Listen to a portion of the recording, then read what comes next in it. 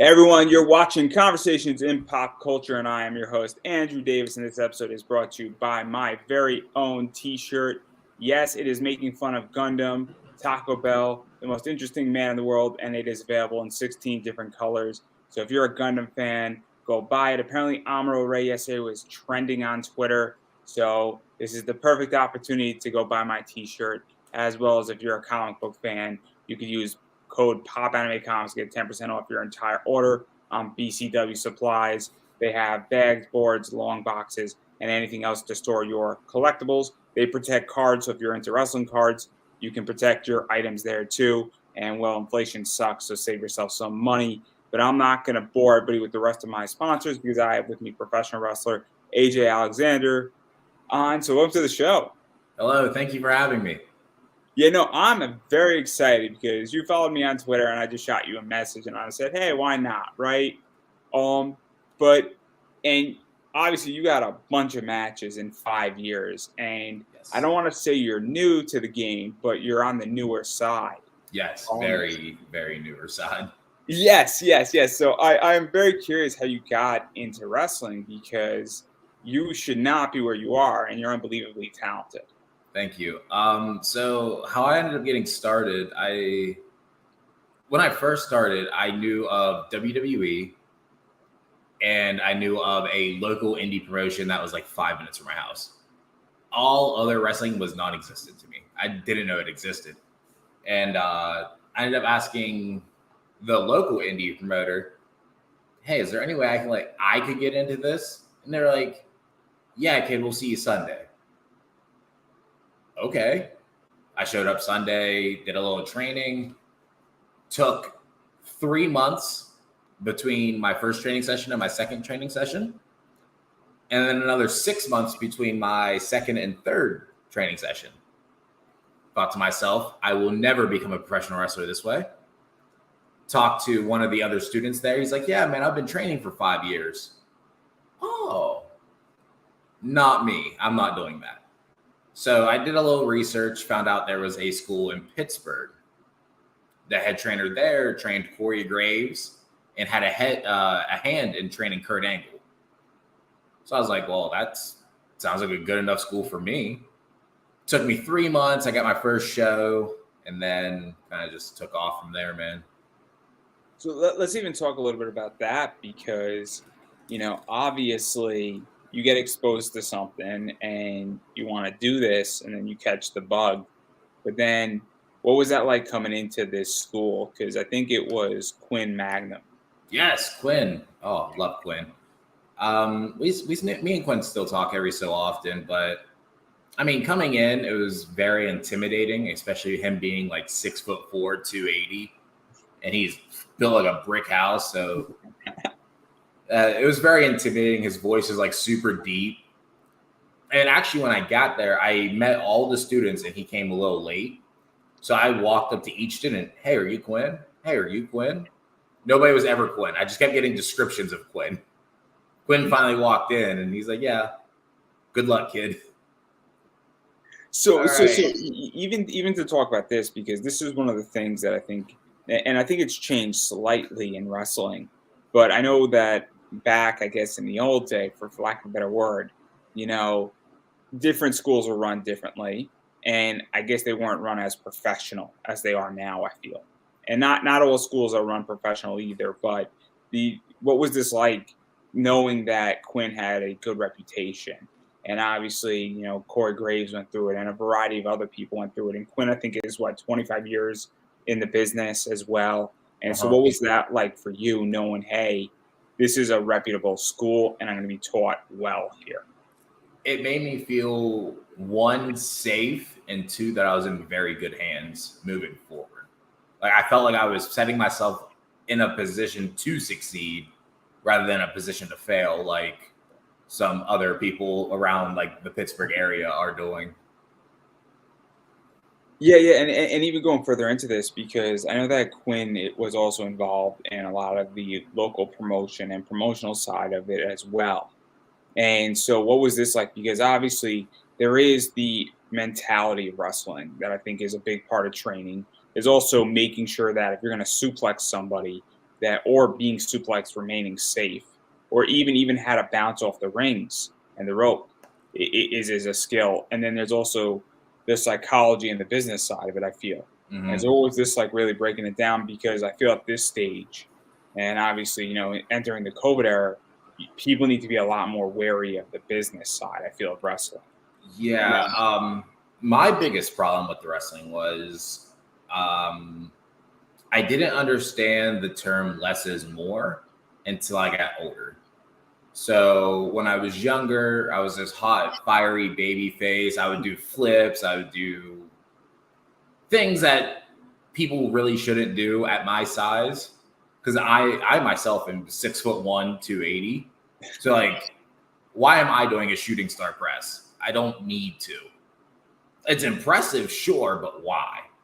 So then when I really started figuring out wrestling within this past year, starting last like October-ish, I really broke down like the aspects of wrestling and thought to myself, I'm going to become the best in-ring professional wrestler I can be.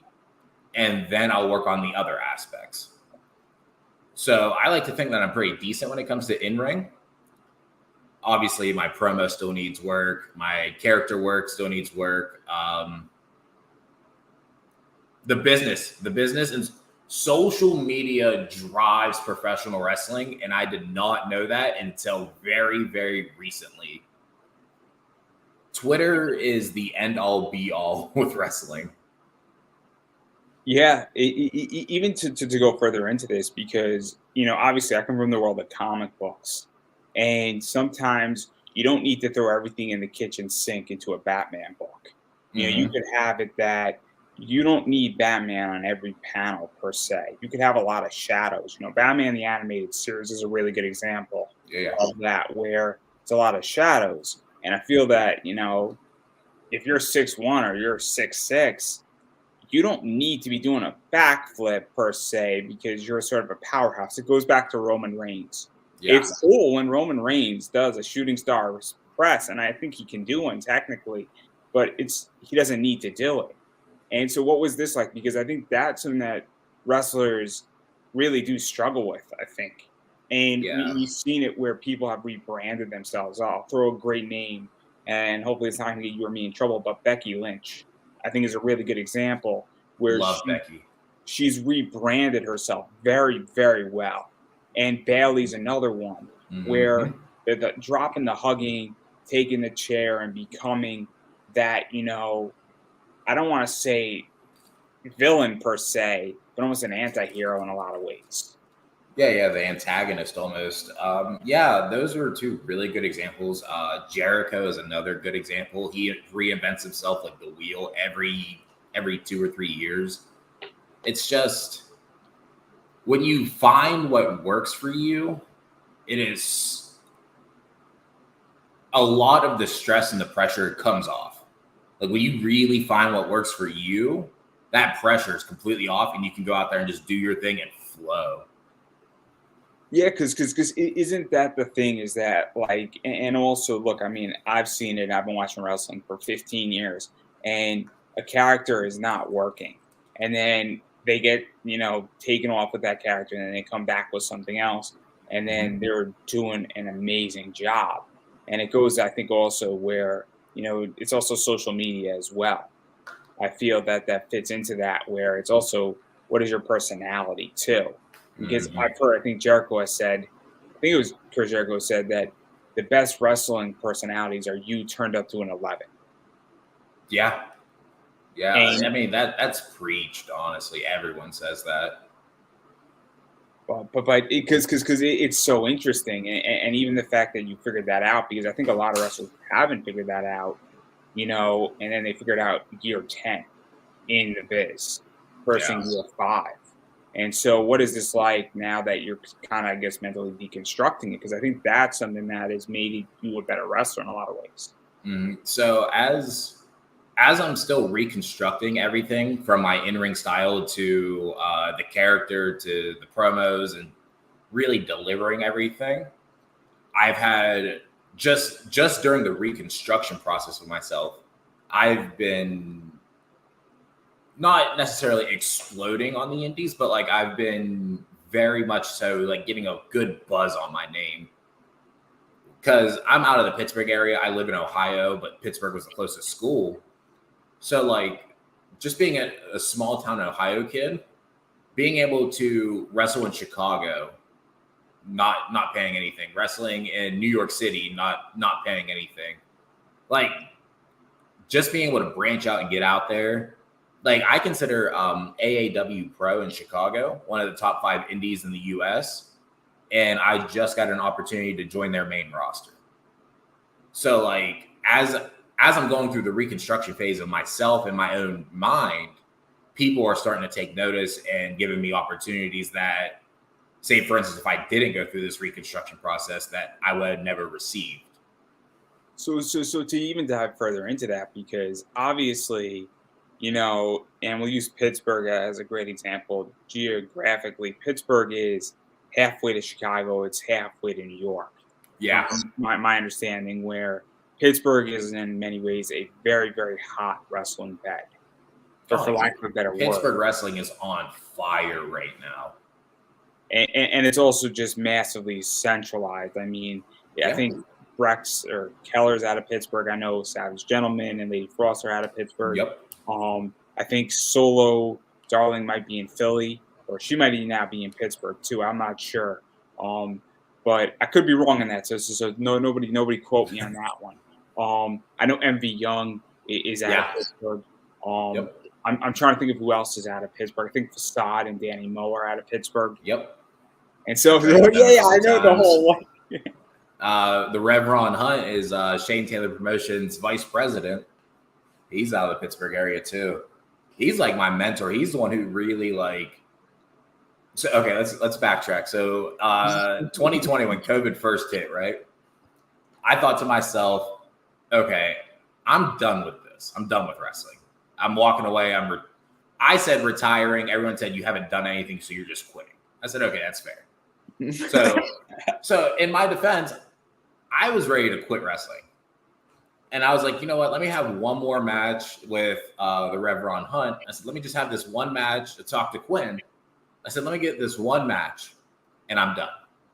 I had that one match. It was like 6 minutes or something in like a blazing hot warehouse. And I had so much fun during that match that it convinced me to stay. So, and it's kind of embarrassing now, but like I'm in much better shape now than I was. But when COVID hit, obviously everyone, if you didn't like take it serious, you put on a lot of weight. So from March to June, between those matches, I sat on the couch, ate chips, drank Sprite. I didn't care about anything. And now, so Rev really took me under his wing, and he's been my guiding factor. And I've like had some other people like O'Shea Edwards has jumped in and helped me a good bit. Quinn will message me every so often. Brandon K, Dean Radford. And there's a lot of people I'm going to forget. Savage Gentleman, you mentioned him. Lady Frost. Joe Dombrowski, he's a commentator from MLW. All these guys have all had a hand in like molding me and helping me become who I am today. Lee Moriarty helps out a lot too. Recent Ring of Honor World Champion Challenger. Yeah. And even to talk about this, because obviously, I mean, you mentioned also social media and how social media is a big driver. And we talk about the business of wrestling. And in particular with COVID, I feel that has sort of shifted as well, where I felt that Twitter, 3-4 years ago wasn't as influential. And I look at all of this differently, where I look at it saying, okay, what wrestlers are getting really, really great attention on Twitter. Warhorse is a great example of this. Yeah. Where Warhorse was slaying dragons on Twitter. And then you look at people like Alicia Tout, I think is her name, or Alicia Tout. Now, she's now starting to get some attention on Twitter. And Erica Lee is another one who does very well on Twitter. And that obviously drives bookings. Bookings drive you getting more exposure. It drives merch sales. And so what is this like? And I feel like in the last, probably year and a half, Twitter has become way more influential than anything else. And so what is that like? Because as you're going through this reconstruction stage, what is that like saying, okay, cool, I'm now finding my character, and people are noticing, and then figuring out, okay, how do I play this out on Twitter? How do I get clever on Twitter? And how do you kind of figure all that out, and even where that's going? Because it is really tricky, and it's tricky for everybody in the creative space right now. So I was talking to most people kind of know her as Sienna. Allison Kay is what she goes by now. She was the one who told me. I always ask a very vague question whenever I meet people that I respect or people I know or anyone in the wrestling business who I might think I can learn something from. I'll always ask the vague question: how do you think a young guy in the business can make it? Whatever their answer is, it's whatever it is. But I leave it very vague because everyone always has a different answer. Allison Kay's answer was no matter how over the top you think it is, push your character on social media. Never really break character. So when she told me that, and the character I'm kind of going for is like that final boss character. So it's like a Kazuchika Okada. It's like a Utami Hayashita. Like one of them like top dogs over in Japan. So like to get my Twitter over to a point, I go and see like what they're tweeting, how they deliver their tweets. And then once I realize like, oh, okay, this is the formula. This is like their style of delivering their tweets. I go ahead and form my own tweets based off their formula, but like with my own thought about whatever I need to get over at that specific time. Yeah, no, this is interesting because one of the things is that, and I'm very honest, and this is just my thoughts. And again, I'm slightly jaded. Most people, and this is me come from the comic world, is that most people in comics do not know how to utilize social media correctly. They understand how to push art, but they also don't understand how to make it an experience, how to interact with fans, how to get attention. I mean, and I'm very honest. I'm really into bad girl art. And I know certain covers are going to get attention. And then if I have something important to say, if I put it before or after the bad girl art thing, it's going to have a different effect. And so if I put somebody's interview right before a piece of bad girl art, it's going to get attention. If I put it right after, it's going to get attention too. And so, and also understanding when to tweet something out and how to tweet something out. And also, where my audience is at. And so I just find the entire thing with social media be very interesting, and even how to build a promo off of social media too, because there's been some serious people who have done that. Yeah, I remember when Leo Rush, before he got signed by WWE, before he did his crazy CZW stuff, I remember he put out a promo calling out ACH, and I remember just watching this promo and getting chills. And like there was no production company; it was literally just him in an alley with his phone. And he cut the promo, uploaded it himself, and that's how Leo Rush ended up blowing up and taking off. But yeah, I know exactly what you mean with the placement. So Savage Gentleman is the one who really helped me with that. I'm a big Joshi wrestling fan, like the Japanese women. I love the Japanese women wrestling. It's so good and so unique every single time. But in my personal opinion, Julia is the best women's wrestler in the world. So every so often I would tweet something about Stardom and about what they're doing and what Julia did. And like it would get no likes. And then something else I would tweet about myself would get like 3 or something. And at the time I only had like 72 followers or something. So little accounts, whatever. And Savage Gentleman broke it down. He's like, you see how like nobody's interacting with these tweets, like your Joshi tweets, but everyone's reacting with your tweets? I was like, yeah. He's like, that's a problem. You got to fix that. I was like, what do you mean? He's like, you can tweet things about it, but make it about yourself too. And like he was the one who really broke down like how to post with me. Because I think it's something that obviously on social media I'm not very good at it, but at the same time, at this point, I'm changing on my entire game as well and what I'm doing. And I think though that when it's also understanding that when you're running it like a business, because I think that's what people forget is a wrestler and your character. It's not a personal account at that point. You Mm-hmm. know, it's very much a business. It has an intention of selling merch. I have a Facebook page that's purpose is to sell my eBay store. That operates differently where all the collectibles are there. It's tagged a certain way. It's pushed out a certain way. When new merch comes in, it's an announcement. And so that page operates very differently. And if my opinion on something is on that page, it's an opinion to sell a book. So I might say, hey, I think this is going to go for more money in the next 5 months. That purpose is because I have 5 books that I have to move. And I think that's something that, people need to actually understand in the wrestling world. And I think it's just something that you either figure out how to do it or you don't. Yeah. Yeah. And then there's been some relatively big names who go without social media. Timothy Thatcher comes to mind immediately. He has no social media at all. He was a standout on NXT, and then he left there when his contract expired, and now he's in Pro Wrestling Noah. I think he's one of the tag champs over there. So, like, you don't necessarily need it, but you better be phenomenal at everything else. Yeah, no, it's interesting. I also think that some people just say, look, because also my whole thing on social media is that it's very helpful, but it can create a lot of problems too. Oh, yeah. Where and you've seen it and I've seen it, and not to get too controversial, but somebody makes a bad joke or somebody makes a comment to a fan and that thing blows up and it doesn't end well. And not even somebody calls a fan an asshole on, Twitter, but they don't understand that that fan was in character and then somehow the character exchange broke down and then it becomes a disaster. Yeah. Yeah, there was the local promotion I ended up training with when I first started. Their owner got canceled for some things he put on Facebook. So, like, I dodged a bullet getting out of there. But, yeah, social media is very important, but at the same time, very, very risky.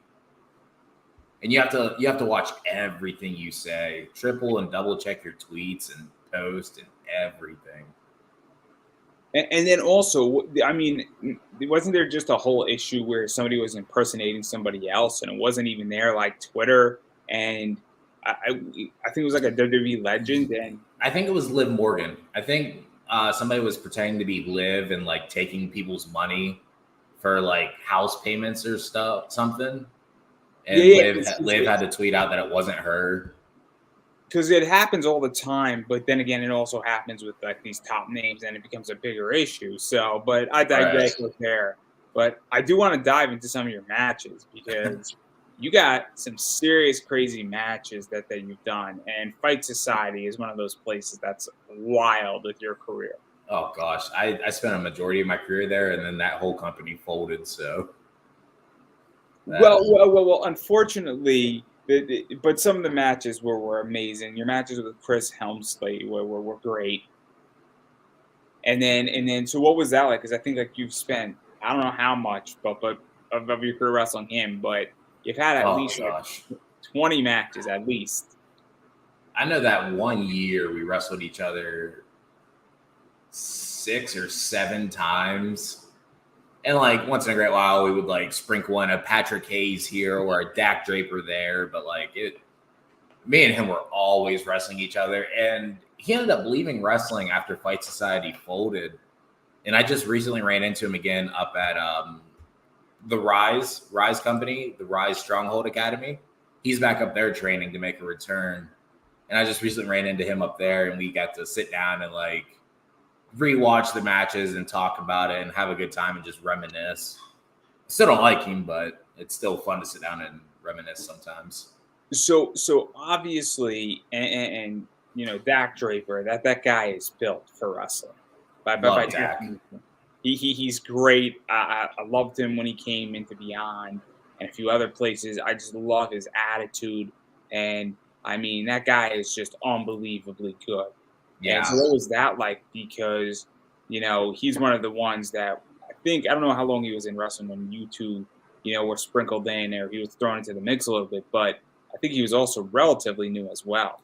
I think he was relatively new, but he was doing the ROH dojo stuff at the time. Because I remember the story was like Fight Society versus the Ring of Honor dojo. And we ran that story. But yeah, working with Dak, especially that young in my career, because I was only 6 or 7 months in at that point. Being with him that early helped me a lot. And then he had already been through the NXT system where he got to sit underneath Dusty Rhodes and learn his stuff. He got to sit with Chris Hero and learn under Chris Hero, under Triple H, Shawn. Like, he got to learn under all them guys. And then they ended up cutting him. And he went to Ring of Honor after that. Another fun story about meeting up with someone years later. Me and Dak, so he kind of took me under his wing for a couple months, and then like there was no like heat, no bad blood, but like we just kind of went our separate ways. We just stopped talking. And then the Rev Ron Hunt asked me to go to a Ring of Honor show one time. And this is when Dak was doing his stuff with Dalton Castle. And I showed up and I'm shaking everyone's hands, trying to figure out like what I'm doing as like ring crew and whatever. And I turn around and I saw Dak, and Dak sees me. And he's like, AJ? I'm like, Dak? He's like, bro, it's been so long. And like, he was the first one that made me feel so welcomed in an environment that I was so intimidated in. So what is this like? Because obviously wrestling is a very interesting business where people hate each other sometimes, and they work great in the ring together, but they hate each other. Mm-hmm. And then you have people like Triple H and Shawn Michaels who are best friends for life, and they don't hate each other, and they work unbelievably well against each other and with each other. And and then you don't see somebody for 5 years for whatever reason. Maybe they decided to go out to the West Coast. You want to be on the East Coast, or your paths never cross because there's a lot of promotions in the U.S. and in the world technically at this point. And then you come and see somebody and everything's great again, or somebody you used to hate, because that's how wrestling used to be, right? Is that you tell the promoter to go to hell, and then you go do another promotion, then 6 months later the promoter would be like, I need somebody who has your standing in my thing, and then you're like, well, I hate this other guy, let me come back, right? Yeah. So what is that like for you? Because obviously you're everywhere. You're in Chicago, you're in New York. So I just recently started expanding out there, but I'm actually running into a lot of people I haven't seen in a while. So Christy Janes, I met her like 4 or 5 years ago in Pittsburgh. And like, it wasn't until this past like March, I think, I saw her up in Chicago, and immediately we recognized each other, and we were able to embrace and just reminisce about the times that we shared in Pittsburgh. So, I mean, it's always, for a lack of a better term, it's always like nice running into people you've worked with in the past, or just even if you just sit down and have a conversation with them at some point. It's always nice running into them again sometime down the road. Do you also feel though that because Pittsburgh is a hotbed, much like Boston and Massachusetts to some degree is a hotbed. Obviously, New York City is a hotbed for wrestling just because of the amount of people that are in those areas. And then there's obviously a few other places. The tri-state area is a huge hotbed for wrestling. And I'm in Connecticut, so I'm somewhat in the tri-state area. And then all those people have now sort of, I guess, exploded out in a lot of ways too. Do you feel that part of why you're running into so many people is because you were basically doing a lot of matches in Pittsburgh, and then Pittsburgh is pretty much geographically located, and it's also well connected? Mm-hmm. And do you think that's part of it, or do you just think that for whatever reason you're part of a class that just had a lot of generational talent, or not generational talent, but a lot of talent that then got picked up? And I don't know if it's necessarily my quote unquote class has all that talent, because most of the people I'm running into have either been in the business longer than me or older than me. Just like nothing really lines up. But like you said, with Pittsburgh being a hot spot and me spending the first 3 or 4 years of my career in Pittsburgh and only doing like Pittsburgh and like some random indie here and some random indie here. Like at one point or another, these people will trickle into the Pittsburgh area. I'll be able to talk with them. I'll do something with them work-wise. Something will happen where we cross paths, and then they are on to their next city, and I'm still in Pittsburgh. Well, with me now getting out and being around bigger promotions, I'm starting to rerun into some of these people that I met years ago just because I'm starting to expand now. Yeah, no, it's interesting, and even going into that, I mean, obviously you've done a lot in Pittsburgh, and I do want to touch upon that, and in particular the Jesus Club, because I think that's kind of I love it. I love it. Don't get me wrong. I think it's hilarious in a lot of ways. I think it's crazy with Zeke Mercer, and then obviously other people have come in and out of that entire, I guess, faction for lack of a better word, and then dealing with Project 13. And all those matches, and you had some crazy matches too. You had a match with Rapidal Vice, and they used to be in DC, and I used to see them like almost every other week wrestling in the DMV area, up in Nova, up in Prime Time. There was a few other places, so like I'm very familiar with them. And so, what was this like? Really forming, this, and then obviously I think Curtis Ray Gotti was involved at some point with all this, so and then it became like the Apex. Yep. We just made that transition at the start of the year. So when it started before I was even in wrestling, the Revron Hunt and Jordan Styles did their version of the Jesus Club. That's how it started, and then they ended up breaking up and feuding for a minute at the same time that I was getting into wrestling. So when I got into wrestling, me and Rev ended up crossing paths maybe a year into my career. And we immediately clicked. We became good friends. And he was like, hey, you want to restart this group with me? And let's actually make this a real faction. And I was like, yeah, for sure. Let's do it. Because I'm a strong believer in God. I'm a follower of Christ, all this stuff. And obviously the Rev Ron Hunt, he's a real life reverend. So like it just worked out. And then we ended up getting Jordan Styles back in on it. We had Zeke Mercer, and then some things went down. So he got out of the group. And then we added Curtis Ray Gotti, who's actually my older brother. And then we added Josh Kavad very last minute. We added him at the fun story. So it was just us four for like a year and a half. And then Josh Kavad was always trying to get in our group. And like, we weren't looking for anyone at the time. And then we get to the point where we're going through an identity crisis, to say, I guess. Our biggest problem was the Jesus Club, even the shirt down to the name, everything was a ripoff of the Bullet Club. So ideally, we were like, okay, if we're going to take this faction to the next level, we have to move away from it, which is why we ended up going with the Apex, because Christ sits at the apex of our lives. So then we're going through that transition, and then we started looking for another person because we needed another person for something. I don't remember exactly what it was. And I reached out to Josh Kavad, who's also another follower of Christ. And we ended up asking him to join. He's like, yeah, man, I've always wanted to be part of the Jesus Club and all this other stuff. And hate to break it to you, bud, but we're only the Jesus Club for one more month.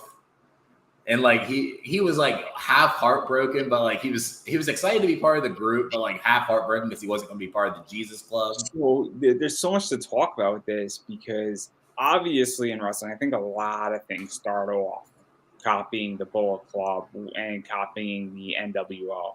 Yeah. I feel it has been, or copying some version of the Four Horsemen, because those are the three main groups in wrestling, I feel. Yeah. And maybe DX is a number 4, essentially. That's fair. And I mean, look, everybody has ripped off some version of a Bullet Club. I have a friend who does the Cat Club, and he's a vet nurse, and it's hilarious. And I told him, I said, if you want me to pay and buy a piece of that copyright, I'm in. Like, because Yeah. it's money in the bank. You Yeah. just forget wrestling. Anybody who has a cat is gonna buy it. Is all I'm gonna say. 100%.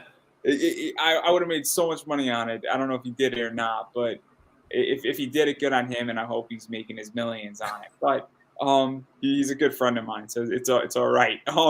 But what is this like? Because obviously you're brand new and you're now in the Jesus Club that became the Apex, and you're brand new. And I would imagine as a young wrestler and a new wrestler, it's kind of nice to have 2 or 3 other people around you to, I don't want to say cover you, but give you guidance and also give you the ability to grow into becoming a more seasoned wrestler. And I think it's something that is, I would imagine, is an advantage. Yeah, definitely 100%. Because then we even run into some of the problems where, like Curtis Ray Gotti went down with some neck issues where he couldn't like feel his fingers and stuff. So like we were able to, we had a tag booking coming up, and we were like, well, Curtis can't compete, but here's Josh not doing anything. Let's throw Josh in there, and like it works out because we're a brotherhood. And then, like you said, being able to sit under guidance and like have that safe haven. The Rev Ron Hunt, man, he is like the mentor for the group. Even though he's the leader, he's still like the mentor. He's the one who keeps us all in check. When everyone has mental breakdowns every so often. Everyone in the world does. If you think you're too tough for a mental breakdown, shut up. No, you're not. Yeah, the Rev will keep us all in check, and then in turn, something goes down with him, we all have his back. Like it, because even to touch on that, and sorry to interrupt, wrestling is a very, very brutal job, for lack of a better word. That fun story. I actually just shattered my elbow yesterday in training. Oh, I meant on a mental level, but we could go the physical level. Yeah, physically, yeah, but mentally, it wears on you too. But yeah, I thought the physical thing was a given. My bad, everybody. Yeah, no, wrestling, guys, it's totally like ballet, right? Yeah, it's fake, 100% fake. Just ask CM Punk's favorite promo with Triple H. He's like, we have a pay-per-view called Hell in a Cell. This isn't ballet, guys. Like, right. But obviously wrestling is very, very physical. People have had broken necks. You know, John Cena's had, I think, 4 neck surgeries. This is not, that's not because he fell and slipped in his house. You know, it's because when you're doing moves and stuff, things go wrong. And you know what is, even if you're in with somebody like a Randy Orton or an Edge, things can go wrong. Mm-hmm. So I mean, something happened with Rey Mysterio down in Mexico, and it wasn't Rey's fault. Yeah, that was a freak accident. But the point is that it's that. But then also, you were saying about mental breakdowns. I think people forget that you're traveling a lot.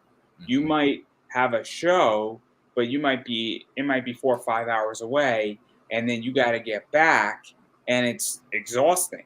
And I don't know too much about your personal life, but I don't know if you have a day job, because if you have a day job and you are an independent wrestler, and a lot of wrestlers are that way, where if you got a show at 8 at night, you might not get back to your house till 3 a.m. And then you got to be at work at 9. Mm-hmm. It's not, and that can be mentally taxing, can be mentally exhausting. Not to mention that shit goes wrong sometimes at shows. Things happen, promotions, drama happens at promotions. So I think that, it's something that when you do, and you are in a faction, you have somebody that can calm you down or say, hey, it's not as bad as you think, or can talk some sense into you a little bit. Mm-hmm. It is helpful in a lot of ways, whether they're there in person or even just a phone call away. Yeah, definitely. And that's where we're at, where it's like, when I first got into wrestling, I thought to myself, I'm going to do this by myself. I'm not going to make any friends. I'm going to retire at 35. I was a very young and dumb child. I was 18. I don't know why I thought any of that. But like right now, man, like, yeah, I have some friends in the wrestling business, but like to sit down and say that I have legit brothers that I can go to about anything at this point. It's just such a weight off my shoulders because I'm not carrying all that by myself anymore. I can, like you said about the traveling, this past weekend, I hit Hamilton, Ohio, which was a 4-hour drive from my house. And then I shot out to Newark, New Jersey, which was a 10-hour trip there. And then I shot from Newark to Indianapolis, which was another 11-hour trip. And then I drove 8 hours back home. So like that was all just one weekend traveling by myself. And at this point in my life, I'm in such a good place mentally that I can just throw on some music and I'll vibe out the entire drive. I will forget that I'm even driving at some points. And then I'll look up and be like, man, it's been 4 hours already. What have I been doing? It's so great. And then that brotherhood, man, it takes such a weight off your shoulders because different things can happen. You can fall into a depression about anything, but just being able to reach out and call somebody that you know you can trust and they're not going to make fun of you and they're actually going to help you through it. It's such a beautiful thing to have. Also, I would imagine, and I hate to talk negatively about wrestling per se, but everything's negative about wrestling. What? Everything's negative about wrestling. No. There are some shady promoters out there. Still. Very. Oh gosh, very. And also, it's kind of like if you have a bunch of people who have your back, or if you're there with your tag partner, and I'm going to say it. I mean, anybody can get screwed any which way because things happen. But if all 4 of you are there, it's going to be a lot harder to completely screw you when there's even another person there, let alone 4 people there. Right. Especially if you're in I don't want to say a home promotion is a good way to put it, And so that's, I also think something that people may or may not realize is that, obviously when you're in a faction, you have leverage in certain ways. Yeah. And then even going further into this, I mean, what is it like to rebrand? Because you're at the stage now where you're sort of, I guess, distancing yourself from, I guess, the traditional, copying the Bullet Club to now forming your own path and saying, hey, we're different from the quote unquote, club that or the faction that And so what is that like for you? Because that's kind of a creative process, I would imagine. So necessarily we didn't change anything. The only thing that changed was the name. And the name, the Jesus Club, was so hard because when we first started the Jesus Club, let's backtrack a little bit too. When we first started the Jesus Club, we were heels. We were major douchebags. We were the worst. We were the worst people you can imagine. And then were you Judas? Not even. It was people don't like when you tell them how to live their life. So if you're quoting Bible verses in your promos, people tend to hate that. Especially if you get in like a little kid's face and you tell them like you better repent, and they hate it, man. But we were like big douchebaggy heels, and then just over time, nobody ever wanted to turn us face because we were over as heels. And then just over time, we just organically became one of the most over like babyface factions in Pittsburgh. And like we never changed anything, which blew my mind. And then, like I said, when we became the uber baby faces, still doing all the heel stuff, it was super weird because everyone got attached to that Jesus Club name. Everyone loved the Jesus Club. And then we switched to the Apex, and we'll go to shows, and we're still like the douchebaggy heels, and our music hits, and we get Jesus Club, Jesus Club. It's not us. Quit saying that. You're gonna get us copyrighted. We have to pay that because you want to act up. So we kind of use it as leverage as heels, but like just trying to get past the Jesus Club name and form the brand the Apex was very, very tough. But I think we're good now after 8 months. Do you feel that, though, there gets to a point where you need to almost rebrand, per se, and keep things fresh? Because even just a name change to some degree, it allows, I don't want to call it a reset, but it almost allows you to sort of reset and then go back to being a heel or go to the next level or make like a pivotal right turn or left. Because it happens in comic books where they'll do 50 issues and then they'll go back to an issue one, change the origin, or they'll turn Batman from being in black to making him wear a blue suit now. But you can't just do that on issue 51 because I was like, what the hell just happened? But if you have it brand new and it's, Batman Volume 5, Issue 1, you could have him wear a blue suit and not a black suit. You could have him wear a red suit. Or you could have him be 6 years older, but you don't need to tell the time skip. And so you feel like it's something like that as well that was also needed to say, hey, look, we have to evolve the careers of us now. Yeah, kind of. So a fun thing, I know everyone is like, I know the wrestling community and the world period is like torn about this Vince McMahon retirement thing. Because like half the people hate him. I mean, like some people hate him, some people love him. I love him for what he did for my childhood. What he did recently was like, Matt, you're a douchebag. Like, why would you do that? But like, I don't care. I personally don't care. Vince, where was I going with that? Vince, he stated at one point to WWE Talent that every year on January 1st, something should change in your character. Even if it's the slightest little thing, you need to change one thing every year just to keep that character fresh. So, yeah, to an extent, that's almost what we did with the Apex was we changed one thing as simple as the name. And now we have this whole brand new slate to fill 2022 with. Yeah, because it's interesting because obviously, I've seen a bunch of stuff and I haven't seen everything that you've done. I've seen a lot of stuff on YouTube and it's interesting because I saw stuff from 3 years ago and I've seen stuff from legitly 6 months ago. And I could see just in you personally, the skill level has evolved. And Thank even you. just, also the ring confidence has evolved. And also, this faction now, I feel can evolve where you're now not a bunch of newbies in the ring and you can go and take it into a different realm. And also, times have changed. And I think that that's the other thing, too, that is very important to understand is that, 3 years ago in 2019, the world was in a different place. Yeah. And now, the world is in a much, much more interesting place.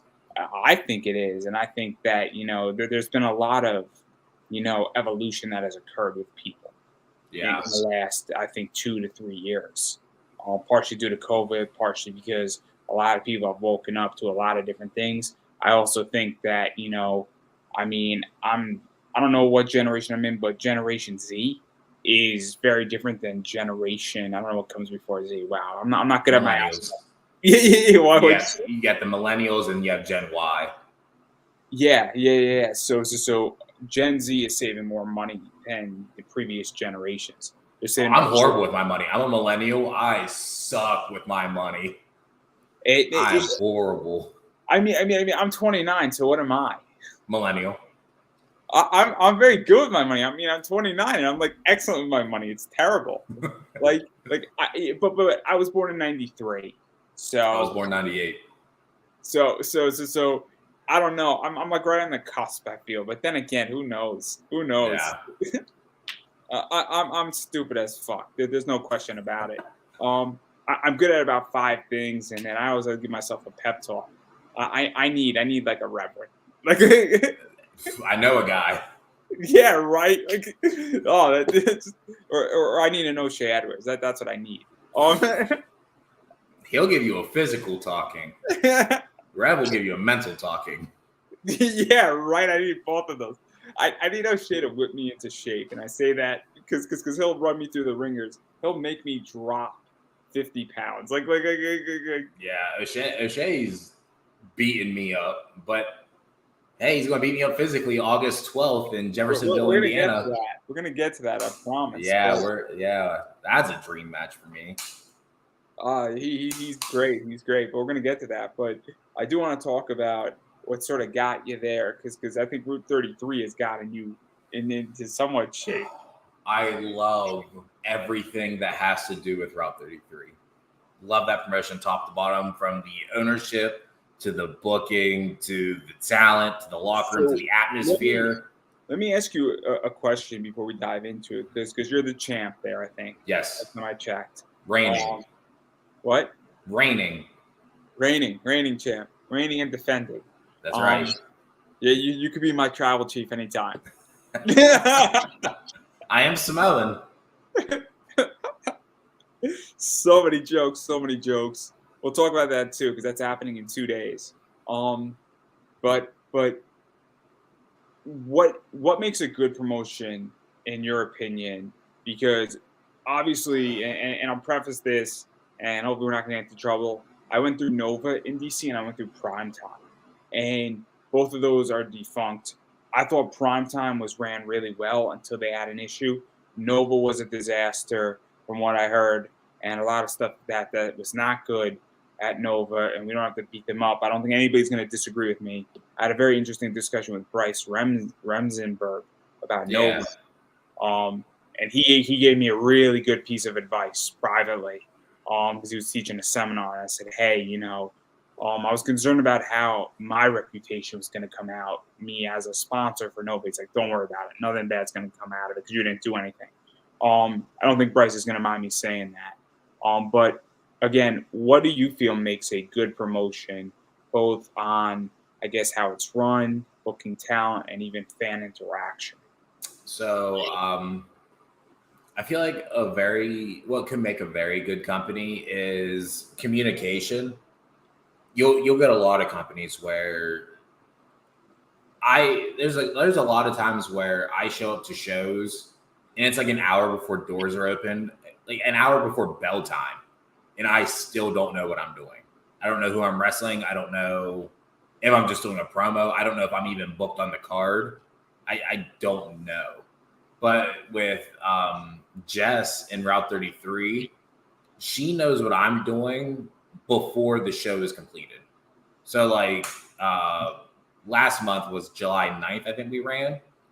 Before that show was over, she knew what I was doing in August already. And the way she makes like Google Doc things, it's like a whole format. She is unbelievably organized. But like it was so great because everyone knows what they're doing.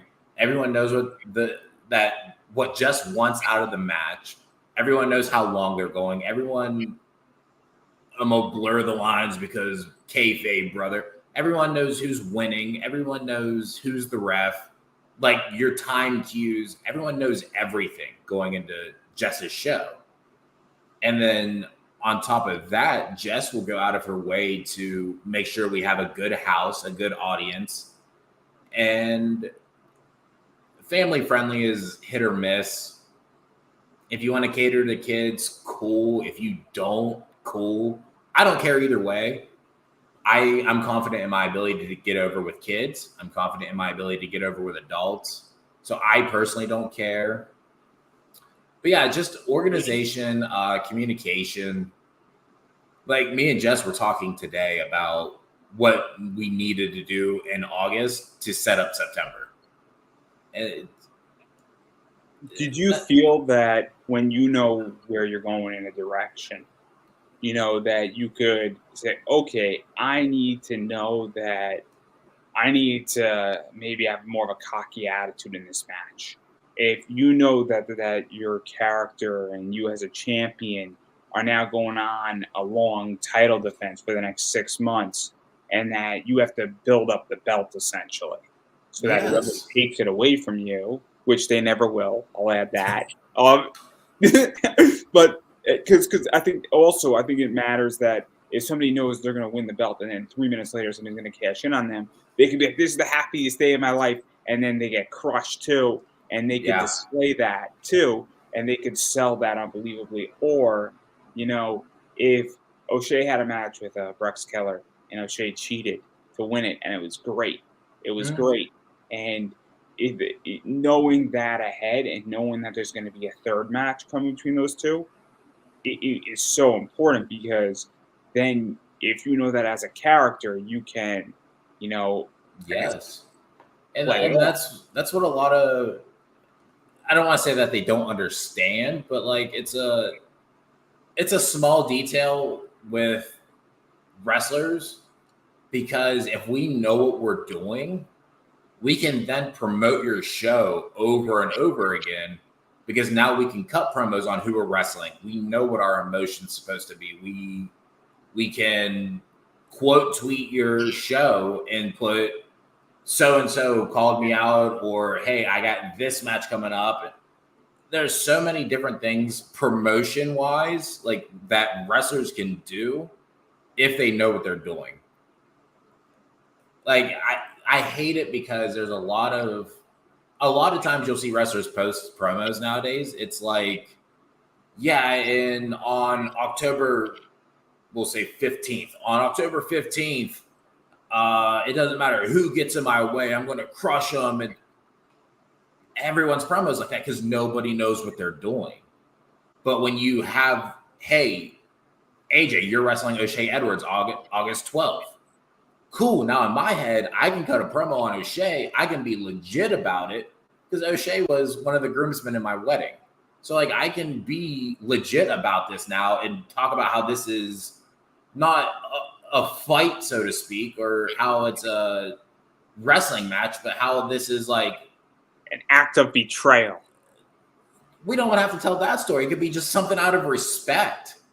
Then you can set up the story of betrayal. Because you can even do something where like, hey man, you were my groomsman, I trust you, let's go out here and entertain the crowd, have a friendly exhibition. And then we get in the match and I'm a douchebag and I low blow him, I kick him in the balls. Then there's the betrayal and that builds the arc. And there's just, it's such little details that can tell such a fascinating story. And even going further into this, because obviously you've had some amazing matches. Both, the first time you held the belt and then the second time you held the belt. And like Chris DeRusso, Terrence Morelli, Riley Rose, Gary Gandy, Jeffrey John, Jeremy Rodriguez. I'm very happy with this run. So the Jeremy Rodriguez one, I had their like Money in the Bank thing. Jeremy beat me, and then I cashed in immediately and won it right back. So that's why I have 2 reigns, but it's still one continuous reign. It goes back to where I'm going with this idea where Jeremy was like, yes, I finally won the belt, and then you completely took it away, and then it sets you up and brings you to the next level. Yep. And it's very important, I think, that, the psychology aspect of wrestling, because also for the fans, it allows you to pivot. Yeah. Yeah. And obviously, you had a match with Riley Rose as well. Love Riley. As much as we hate each other at Route 33, I love Riley to death. And so it's very interesting. And obviously, I mean, you're the champ and you're really, the face of that company in a lot of ways. And so what is that like? That is a big responsibility that I think people don't understand, whether you're, 1 year in or you're 10 years in or 20 years in. Anytime you have the belt on you and you've had a bunch of title defenses, I mean, whoever's going to beat you for that belt eventually, I mean, they're going to have to earn it, and then they're going to be, it's because every title defense that you're successful at, it just makes that belt that much more prestigious in a lot of ways. Yeah. And it also helps. So this title run, I'm very happy with how everything's playing out. I'm very happy with all of my matches.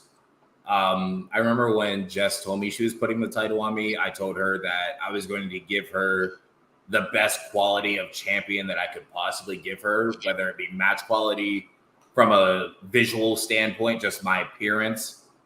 And since I told her that, I am down, not to brag, but I am down 50 pounds, and I'm starting to look like I belong on TV. instead of looking like a bag of cottage cheese.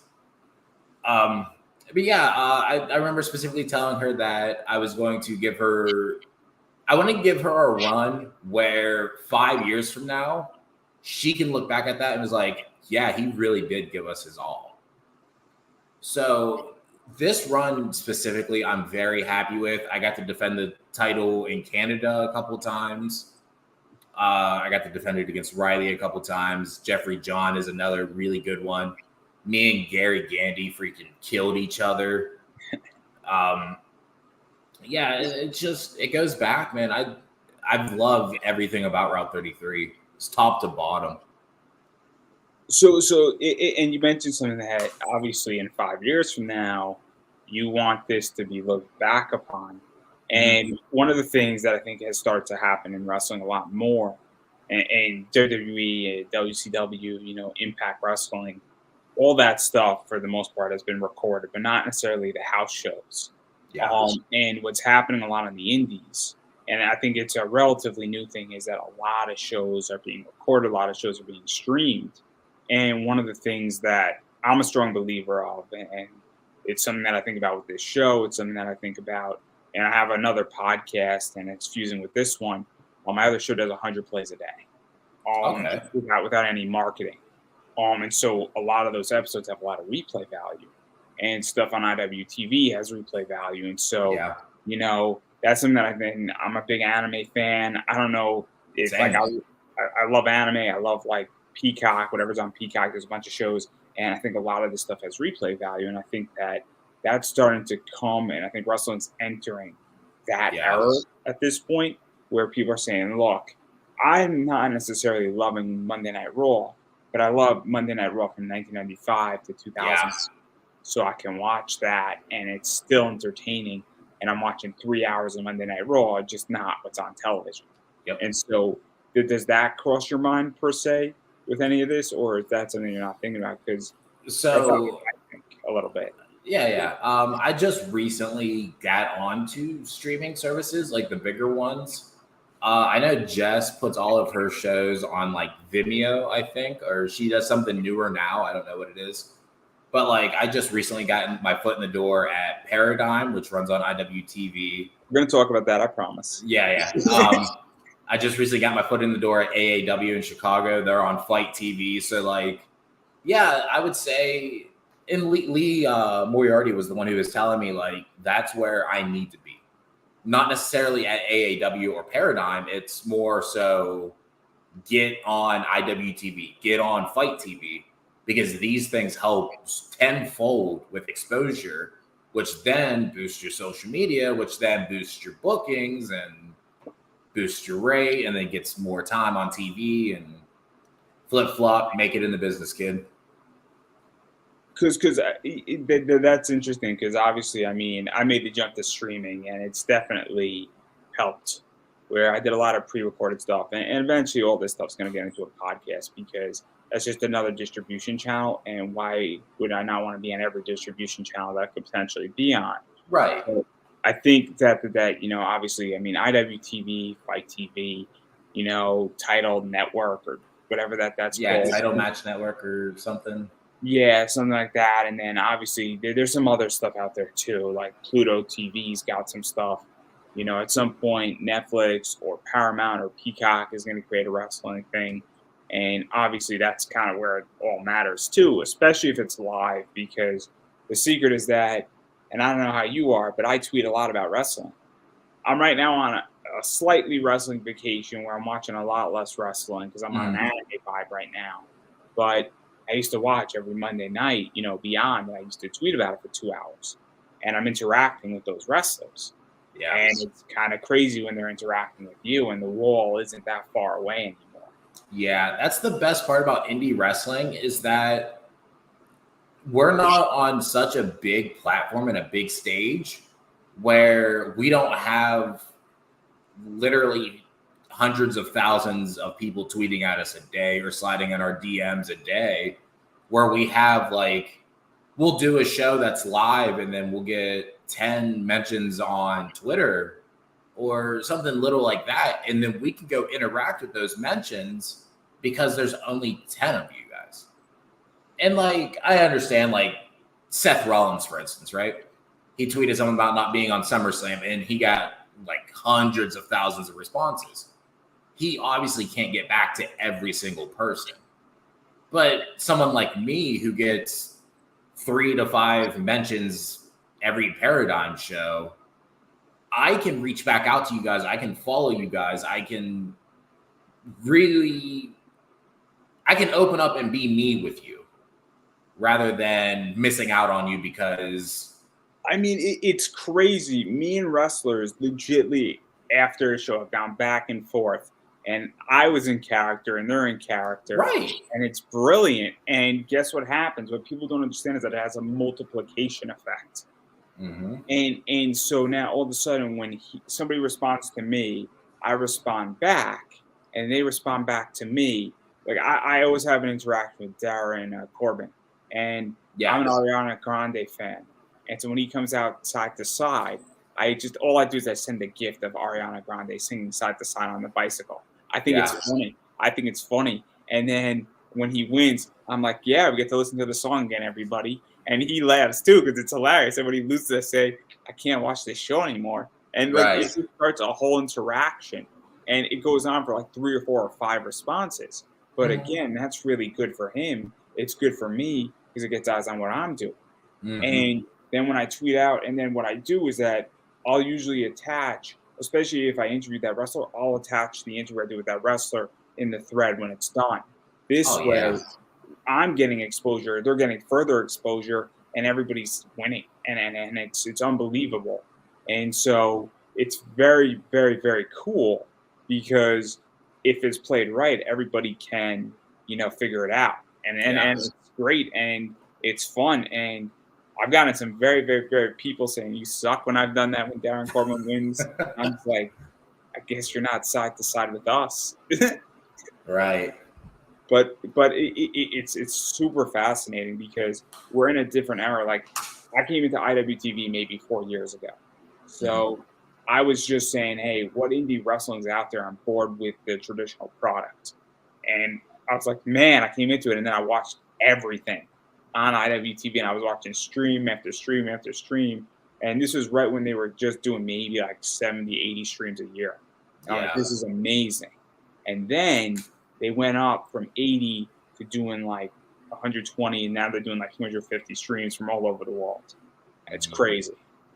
Yeah, man. Just streaming platforms is where it's at. If you're an indie, if you are indie anything, get onto a streaming platform. Yeah, that's the plan. I mean, I'm there. I'm streaming on YouTube, Facebook, Twitch right now. Nobody's checking out my stuff, but it's all right. It's all right, everybody. One day you'll have thousands of people, and we will look back on this specific clip and say that we called it. It's coming. It's coming. And you know what it is? It's coming because what happens with my sector, and I've been doing this for 10 years, podcasting / streaming, is a lot of people come in, people stay for a year or two. They realize how tough it is, and then they leave, and then they take 2 years off, and then they come back in, and then they leave again. And I've been doing this for 10 years, almost 500 plus interviews at this point. And at this point, for me, the real play is not to worry about it. Take a Joe Rogan approach, because if you produce content, you market it, and then you figure out the marketing play with it, you'll have the library, and then all of a sudden, everybody's going to want to watch episode 1, and then you get the backlog, and then you get the front log. That's how Rogan built it. And we got Joe Rogan's early stuff. Nobody was watching him. And then what started happening is that it's like, oh, snap, this guy's got 700, 800, 900 episodes. How did he get this many things? Then he got more interesting guests and so on and so forth. And then hopefully, you get lucky. You get lucky every once in a while, and people come to you and they're like, oh, snap, you actually have really cool people on, like Chris Daniels. So here you go. Yeah. and Kazarian I had on my show. and Leva Bates and AG and Tegan Knox. But I digress. I just like to tout my people. I love Tegan. She's great. Nixon. She's fantastic. I had her when she was a nobody. That's what's cool about it. So like That's really cool, actually. everything that she said about like Molly Holly and all these other people, she said it first in like that interview. And it's just like, oh. And I'm like, when she came to the interview, I'm like, guys, welcome to the club. Yeah. Welcome to the club. Like, I had Anthony Green on before I went to WWE. I had Josh Briggs on before I went to WWE. Oh, jeez. I had Leva Bates before she went to AEW. Yeah. Yeah. I will say this is my first podcast in 4 I think I did one when I was like 3 months in. So this is my first real podcast. So hopefully you can say that about me in a couple of years. Yeah, I got no doubt about it, man. I don't know. I don't know if you're going to go to WWE or AEW or Impact, or you might take an Effie approach where Effie's doing really well. And honestly, I don't think Effie wants to go to AEW or Impact or WWE. Well, I don't think so. I think he can make more money and he has more freedom on the indies. And honestly, I think he likes being on the indies. I think that's because let me ask you a question, because obviously I'm not a wrestler. Yeah. I've never worked for a wrestling company. Never say never. That's all I'm going to say on that point. May or may not want to start a promotion in Connecticut where I'm living right now. I legitimately have the perfect location. I have no problem saying it. The Bethel Track Gym is perfect for wrestling, and it's perfect for O'Shea Edwards. It's perfect. It's perfect. I have specifically him.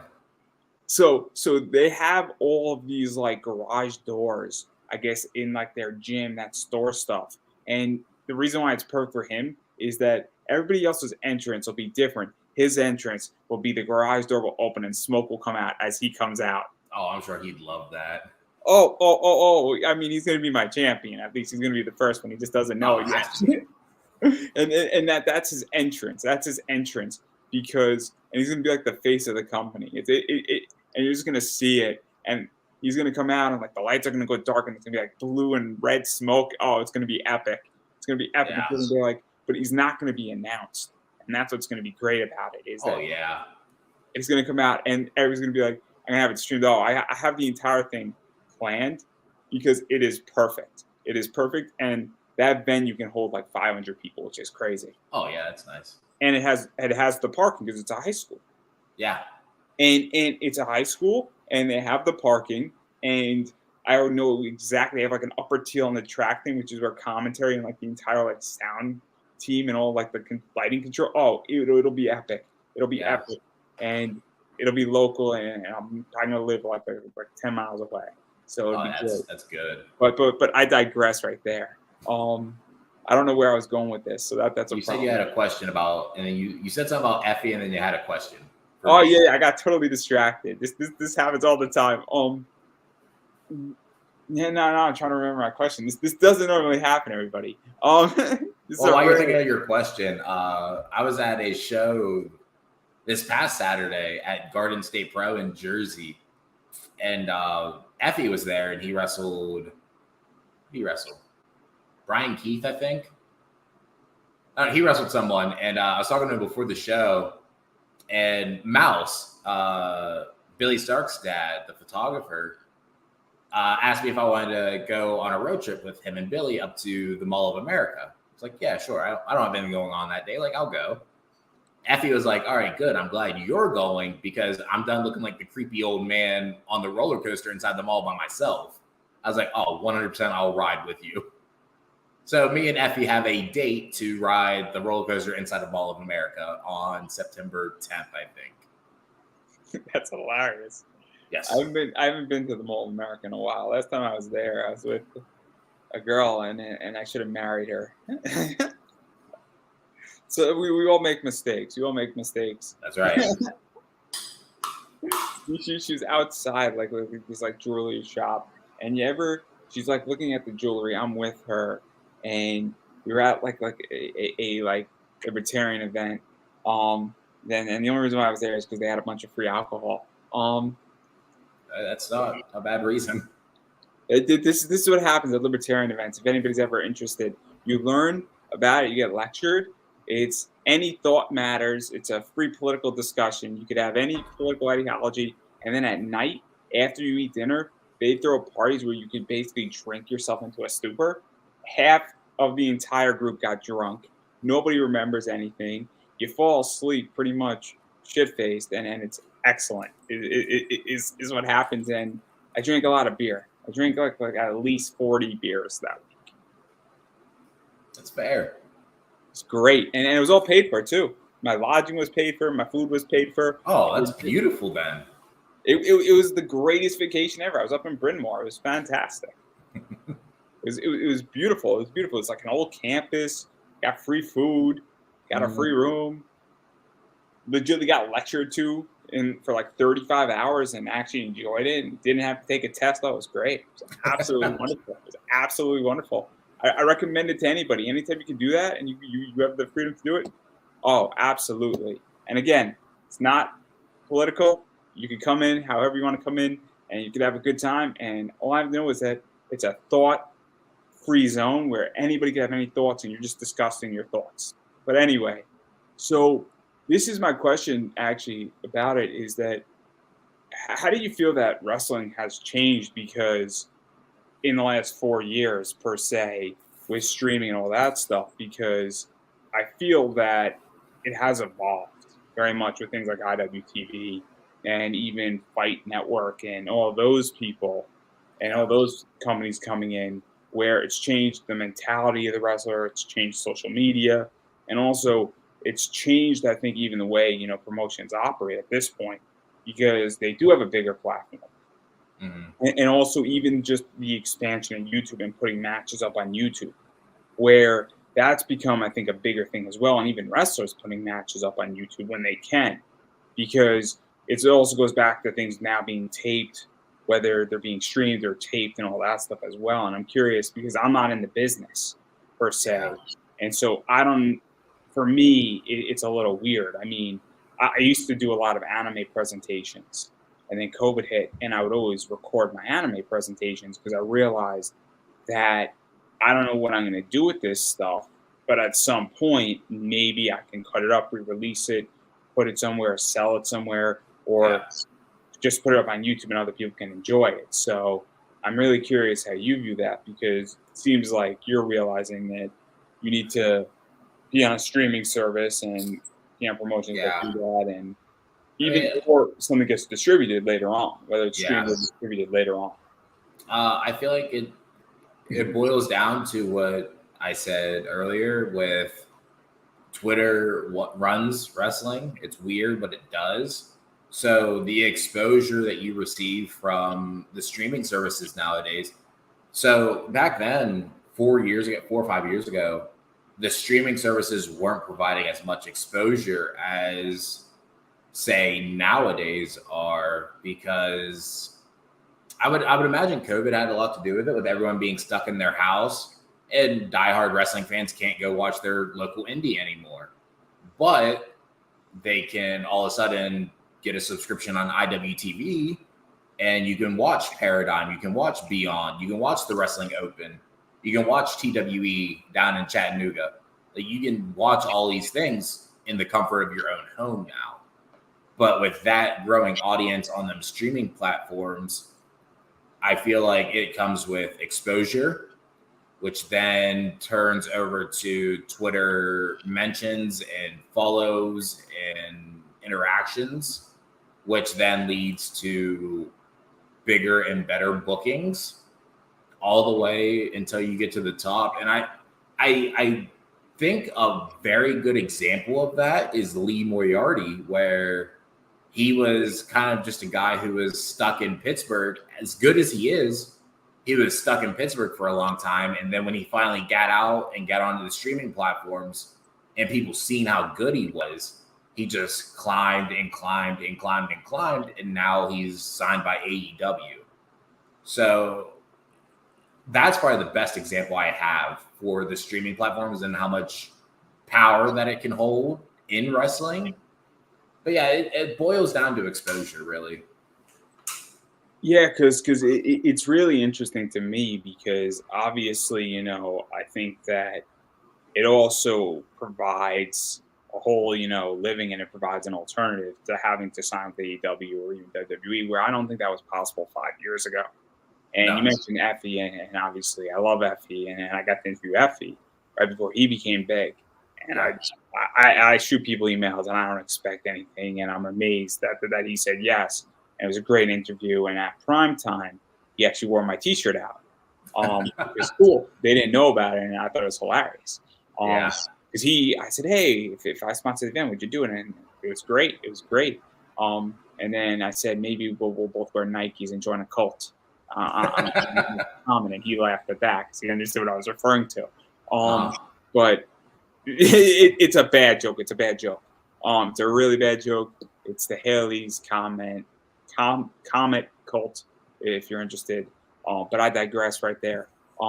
But one of the things is that I think it does provide an alternative. So it's just fascinating, and I'm curious how you feel about that as well. And then we're going to talk about O'Shea because I love O'Shea. There's a great picture of me and O'Shea. It's a great picture. I'll have to see it. Send it to me. I'm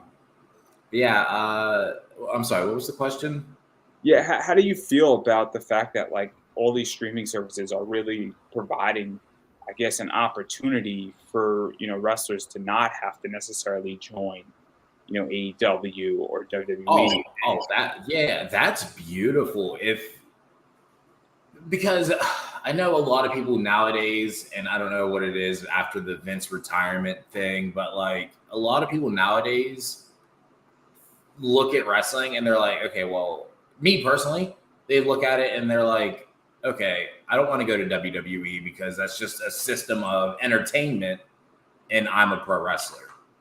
And then that same person might look at AEW and be like, okay, well, they're focused heavy on the moves rather than storytelling.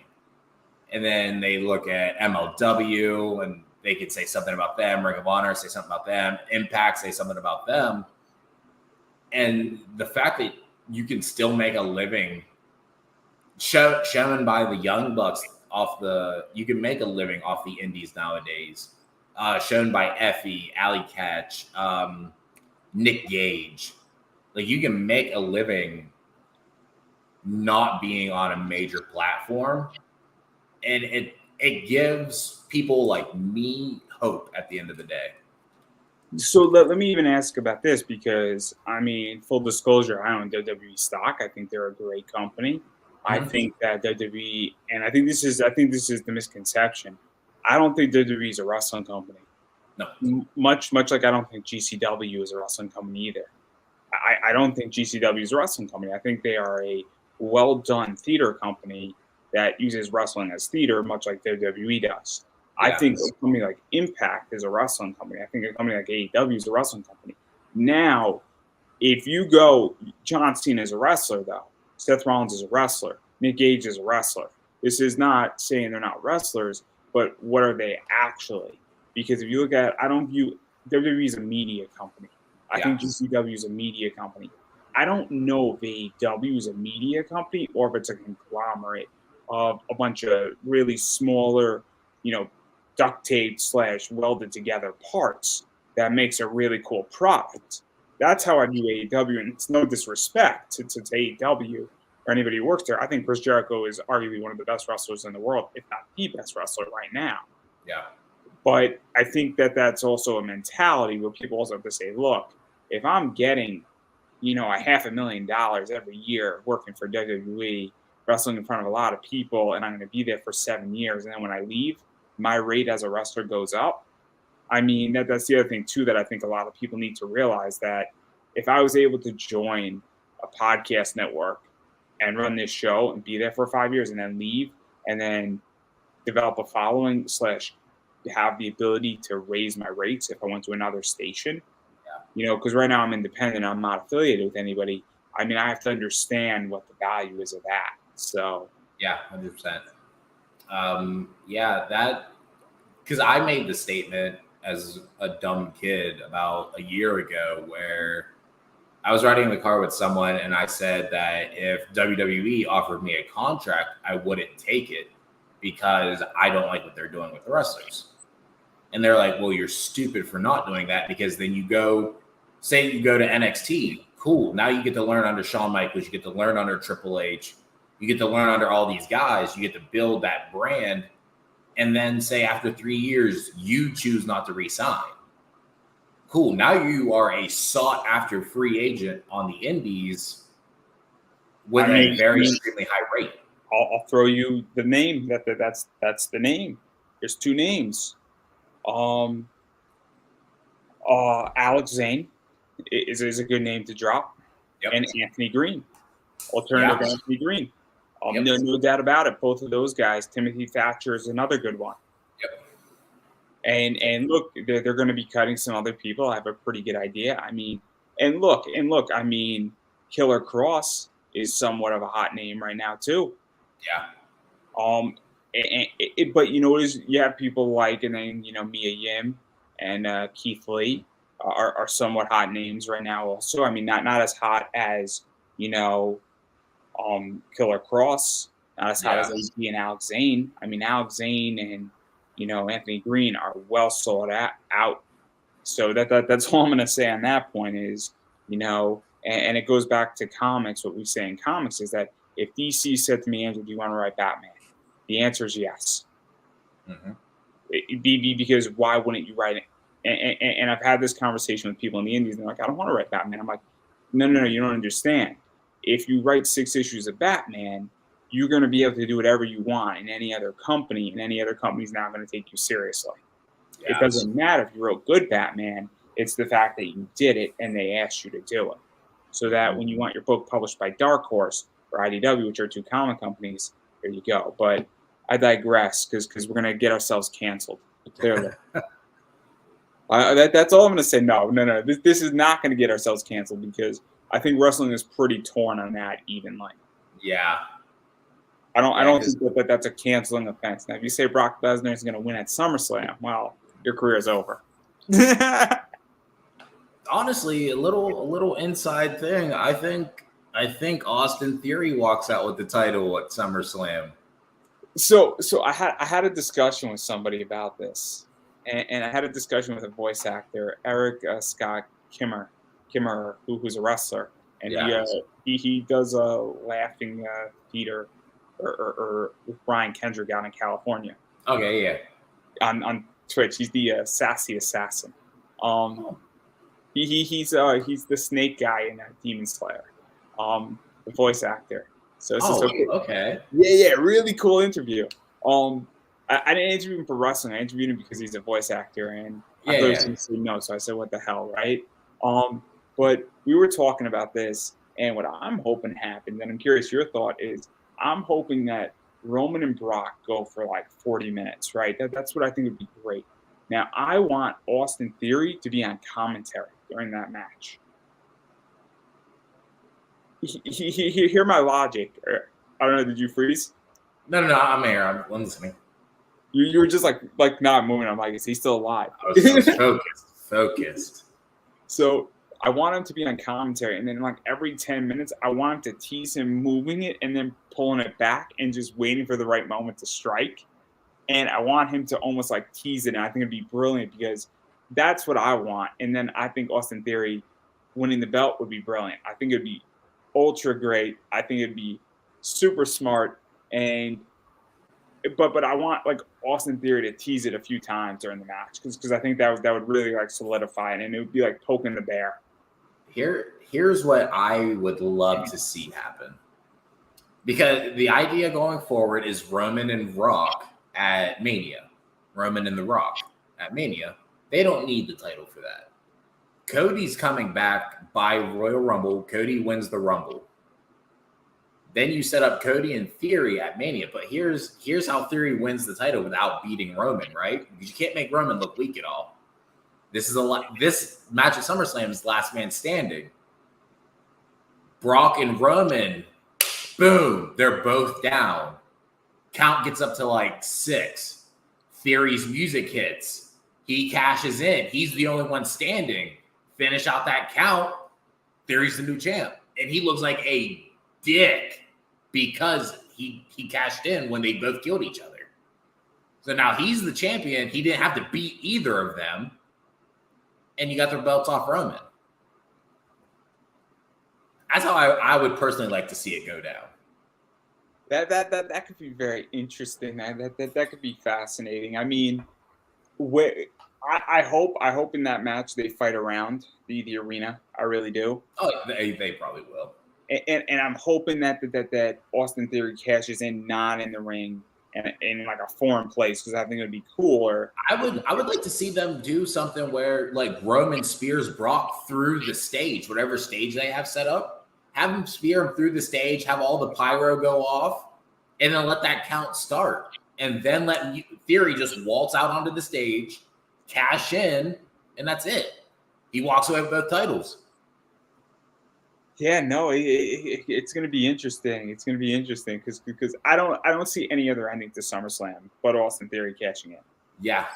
Because if he doesn't cash in, it would be fun. Like if Sami Zayn won it and Sami would just prance around for the year with the briefcase, so that would Right. be fun for Sami, and he would just walk out and Sami on commentary.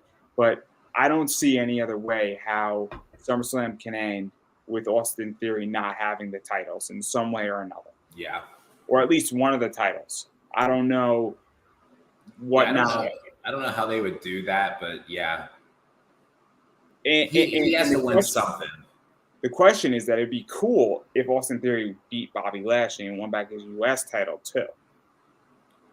I think that would be fascinating because now that makes Austin Theory even look better. Yeah.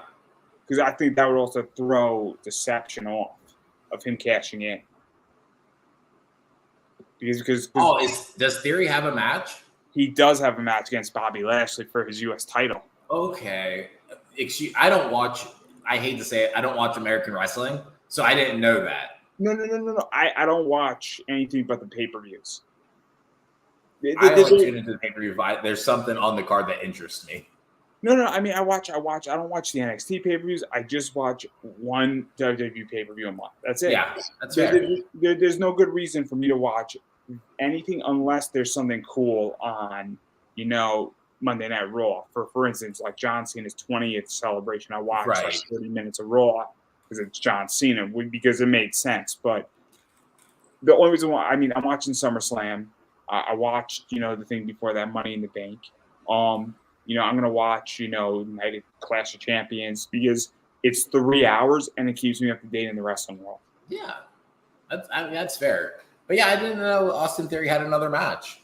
Yeah, so I think it'd be great because I think it'd almost be, Seth Rollins, and then he could be like, "Look, I did it too, Seth."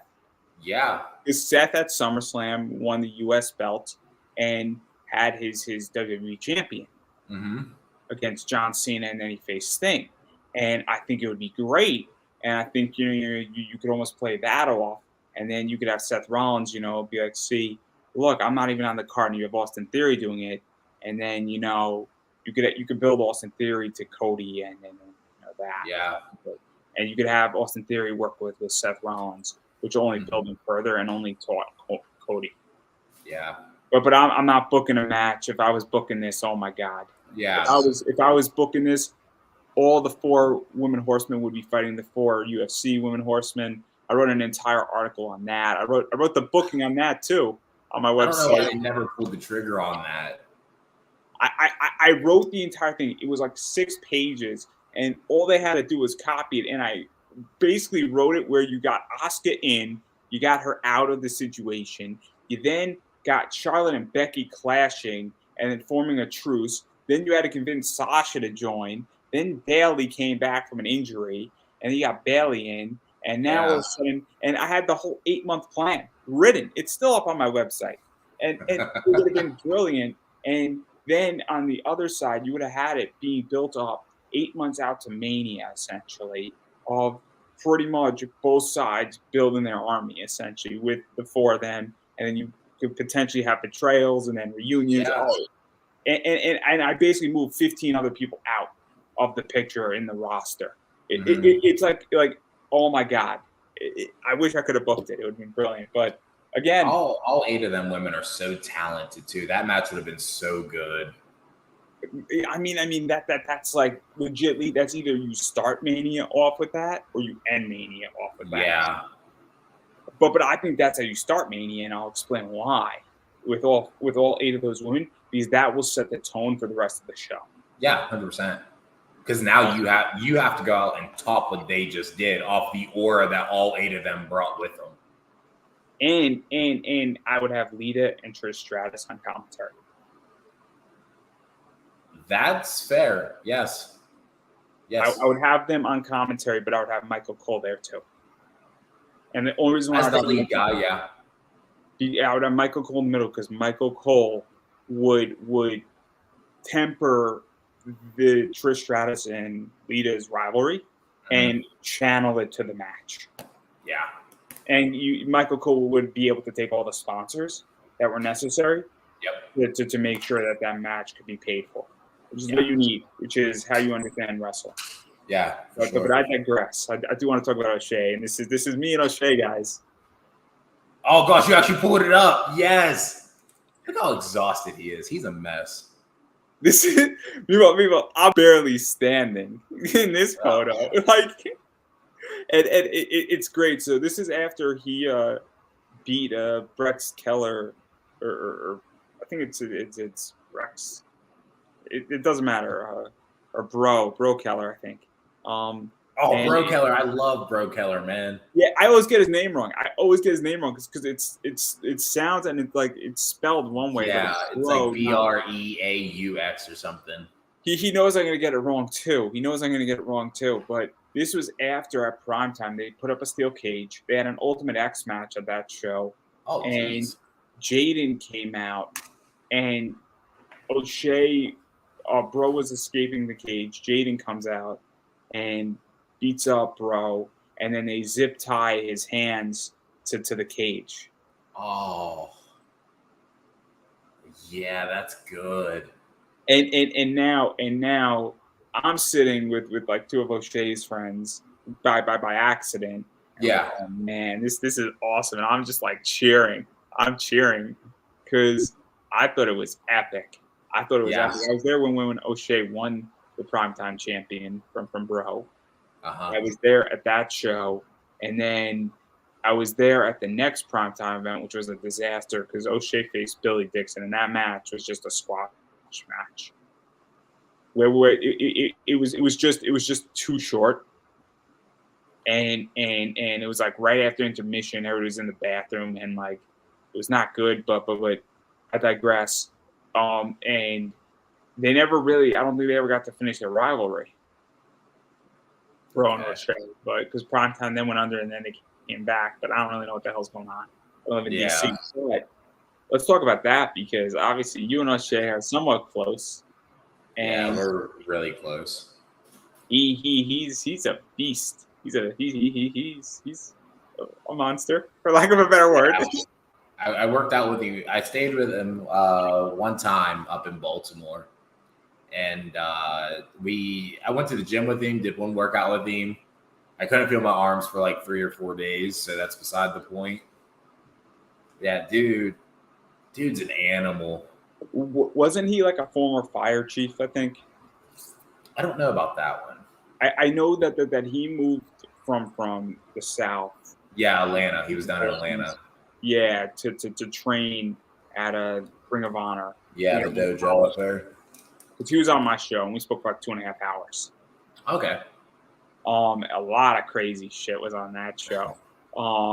He's great. Yeah. And so what is this like though? Because obviously, this is a big opportunity for lack of a better word here, where O'Shea really is right at the cusp of going to the next level, where that guy is definitely either AEW material or NXT material or Ring of Honor material, and wherever he really wants to go. And he just needs a little bit of more shine on him. He just needs the opportunity, really. He just needs to be given an opportunity at this point. I honestly, personally think it's a real shame that he's not on TV somewhere. I feel like there's a lot of companies missing out on, because I will say it on repeat until I'm blue in the face. Find me another big man like him who works big.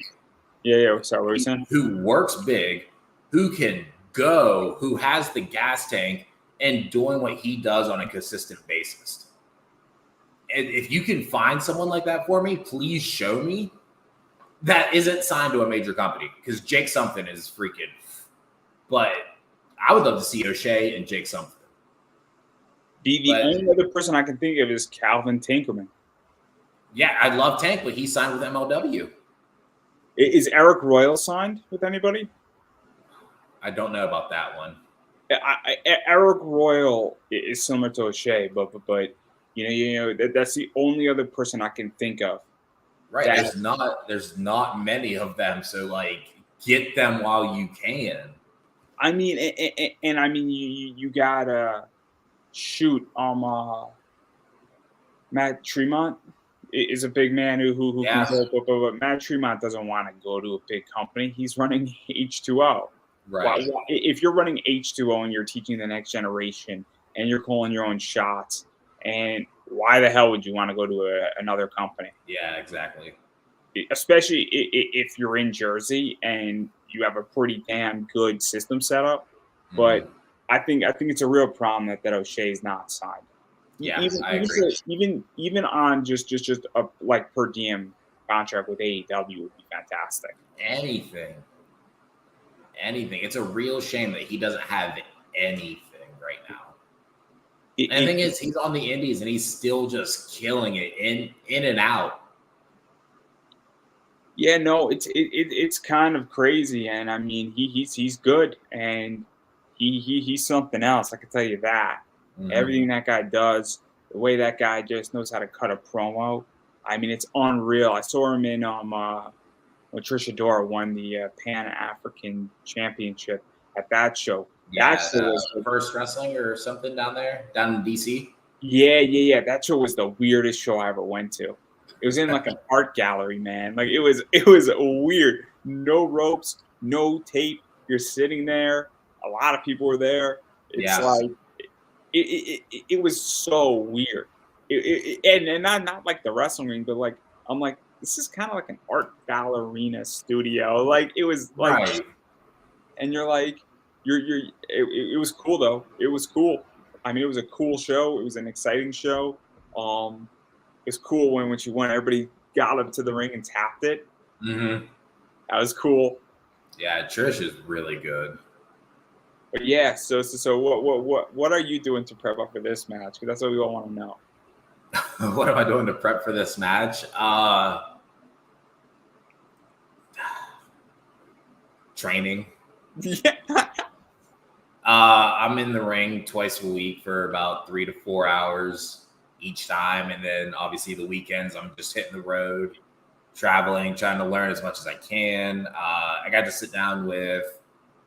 I got to learn some new moves from Miyu Yamashita. I did a Kenosuke Takeshita seminar. Sat down with Josh Alexander, learned a lot from him. So like I'm going out of my way to really, really bring all I have with him, because I know wrestling him is going to pull out my absolute best. And that's what he's the biggest name to date I've wrestled. And I can't wait. I physically can't wait for it. I'm pissed that there's 2 weeks between me and him right now. And even to talk about that, because obviously, I mean, this is sort of a must talked about match to some degree, and it is something that I think people are stoked for on the card. I think that this is definitely a selling point for this event. You know, more so, not to take away from anybody else, and there's some great people on that card, but for people who obviously know what O'Shea can do, you know, and people who have been following O'Shea, they know that this match is kind of the match to see. And so what is that like? Because it's also on IWTV, and right. It is going to be pushed out there. And I don't know paradigms, you know, numbers per se, but it's a decent amount of people that watch it, and then a bunch of people see it elsewhere and people interact with it. So what is that like for you going into this? Because every time you have a match like this, it definitely increases your audience, or it has the potential to get you seen by somebody who may or may not have seen you before. Right. I guess to sum it up with one word, because I can't really think of anything else, intimidating.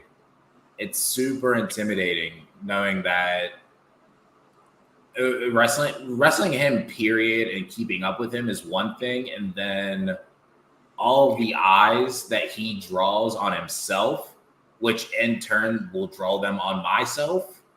It's very intimidating looking at that from the outside.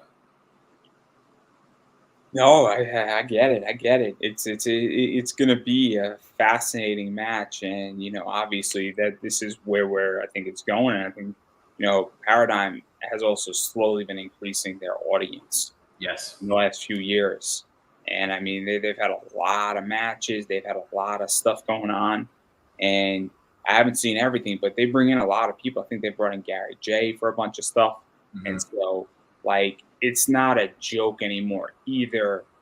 This company where they've really stepped up their talent, Yeah. and I think that that's something that people are now starting to realize that okay, this is now a company that's really come and swing for the fences. It's like New Wave Pro is really Yes. swinging for the fences, and I think it's super interesting in that regard. Yeah, I know. Just on this show alone, we got Myron Reed is on the card. Big Beef, Gnarls Garvin's on the card. He's great. Yeah, Both of those guys are great. Love Beef. Shug D's on the card. Chase Holiday.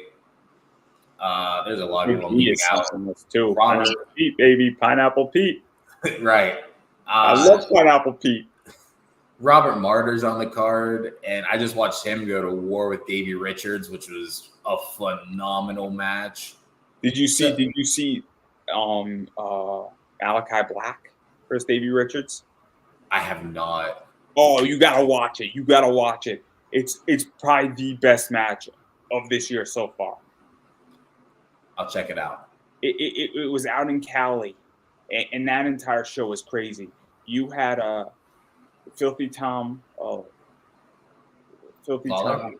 Yeah. I always forget his last name. You had Alex Shelley and Dalton Castle in a match. Oh, was this Prestige?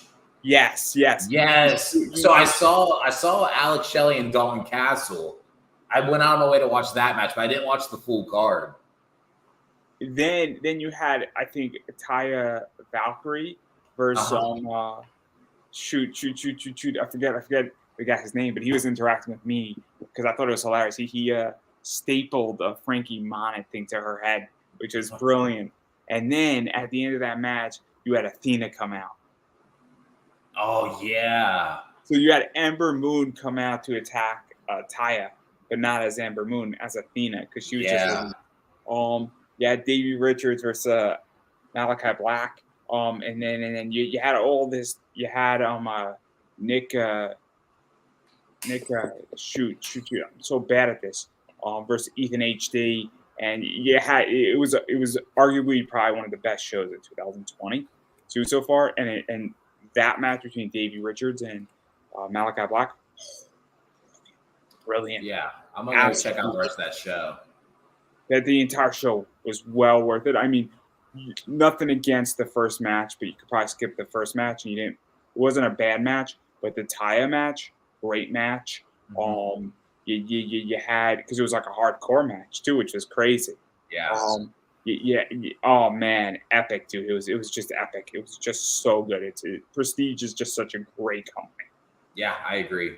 Joe Dombrowski, the guy who helps me out a lot, commentates for them as well. It's wild. It's wild. But I get sidetracked on this show now. You're good, man. I ain't got nowhere to be. So obviously, though, I do want to back out of this. The O'Shea match is going to be a good match. However it turns out, it's going to be a great match. Mm-hmm. And it's going to be an exciting one. And I got a feeling that this is, Alexander versus O'Shea, Alexander versus Edwards, round one. Yeah. And then you'll form a tag team after it. I would love to see him become a rival moving forward. I feel like he's one of them guys that no matter how many times I wrestle him, I just progressively get better. No, I'm looking forward to it because I think it's streaming, right? It's not recorded, or is it recorded and then it's going to air later? I think that because Paradigm has two brands They have like a Pure Rules brand. I don't really know what that one's called. And then they have the actual pro wrestling one. And the pro wrestling one is recorded and then uploaded like a week and a half later. I get confused, and again, I haven't seen everything. I also sometimes pay more attention than not, and things come on and off all the time on IWTV, and everything is different at this point. Like Limitless is very much pre-recorded. Yeah. Except I think all Limitless for the most part has been pre-recorded. Limitless is a crazy company. Yes. So they did the road. They did the road I think over 2 weekends. So the way they recorded the road is that a lot of the people like Rip Bison and Perry Von Vicious had 3 or 4 matches in a row. So they had a match and then they had like 2 hours off and then they did another match. Oh. And then they did like a third match like 2 hours later, and then they stayed and they did the fourth match on that Sunday. Oh. That's a lot. But it wasn't. But this was all divided over like 18 weeks. How it aired. Yeah, right. So, and the reason why is that if you are putting certain people together, and if you have, 4 people are working. So if you have Rip versus Logan Black in one match, and then you have Logan Black and his tag team partner in another match, and you have Perry Von Vicious versus Logan's partner in a single match, and Rip's versus Logan, and then they have a tag team match. Those people now, and they do those 2 matches in the same day. They don't have to quarantine during COVID. Right. Yeah. And so there was a rationale, because now, guess what? Let's say 2 weeks later, one of those guys gets COVID. They don't have to come back to do the match. Right. It's already done. And so it's crazy if you think about it, but it's also, you just did 4 matches, but they didn't all air at the same time. They aired over a period of time. And that's why Limitless, The Road, seasons 2 and 3 are interesting, because they're cut a certain way. Yeah, I fully agree. That's the best part about like TV tapings to an extent, is that you can film 3, 4, 5 matches, and then you don't have to go back to that company. You can fill those dates with other bookings now, because you've already done what you need to do there for the next 7 weeks. It's also interesting because I know people who have done that, and then while their match is airing on Wednesday, they're also wrestling. Right, yeah. And now they can do some weird, cool stuff. Yeah. Where they're getting double social media promotion. Mm-hmm. And that raises a very interesting question about double dipping. But, hey, if it's your sauce, you could double dip as much as you want. That's all it is. If it's community sauce, I'm just going to let everybody know, please don't double dip. Hey, take your chances. Have everyone look the other way and take that double dip. Just saying. I like to remain healthy is all I'm going to say. That's fair. But I digress. I do want to back out of wrestling, though, slightly. And I am curious, and we touched upon this a little bit, but actually, we got to talk about one more thing technically. How do you feel about Billy Starks? Oh, what was the question? How do you feel about Billy Starks? How do I feel about her?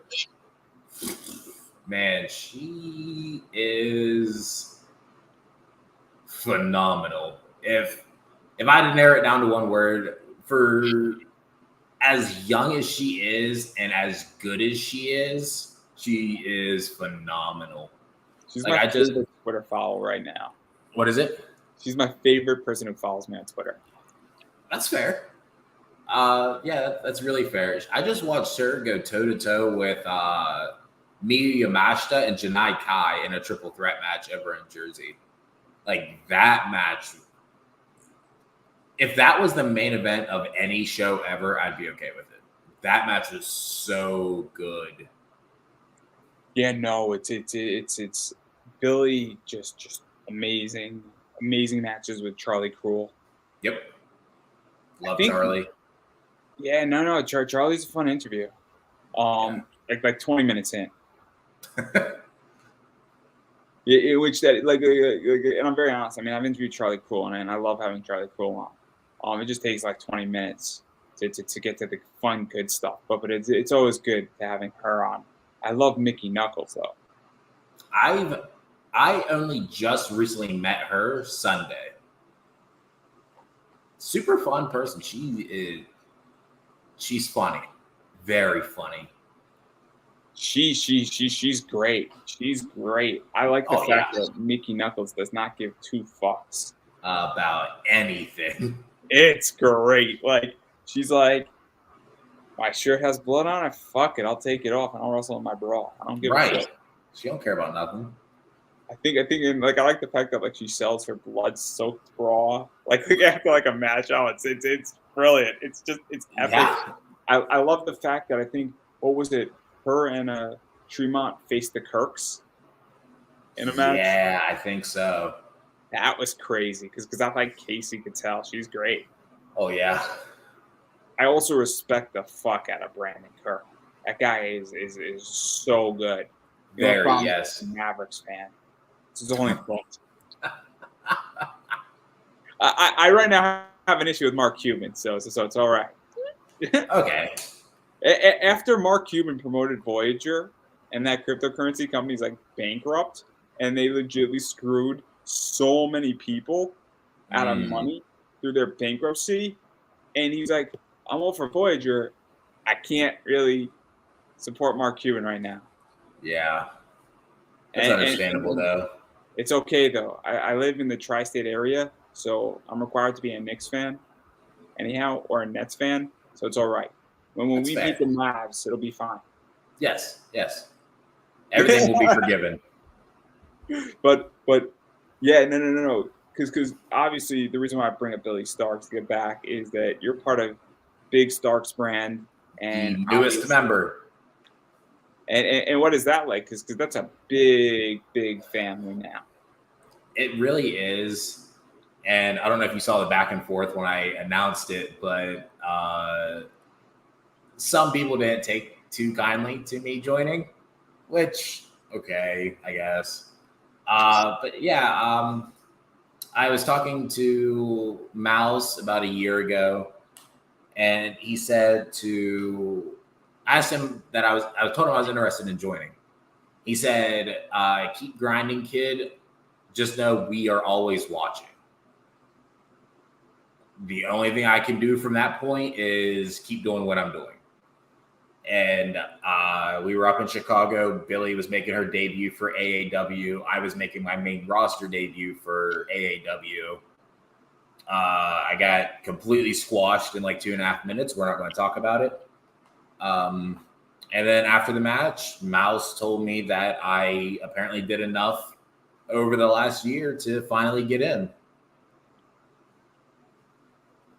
And so obviously, you know, it's kind of a cool thing. It's a big thing, and they definitely represent a lot of people. Yes, a lot, from TV talent to nobodies like me. And everybody in between. Everybody in between. And so obviously, though, I mean, all jokes aside, and that realm, even just being near Mouse, being near Billy. Because it is really clear at this point that Billy Starks is either going to become the queen of the indies if she so chooses to go down that path, or she's going to be picked up by a WWE or an AEW, or potentially be offered, a 6-month tour in Japan at some point in the near future. I don't think college is necessarily her next step.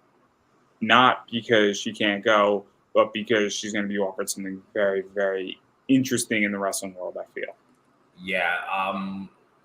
If I will be shocked if she doesn't get offered something in December or January, because I think her birthday is in December.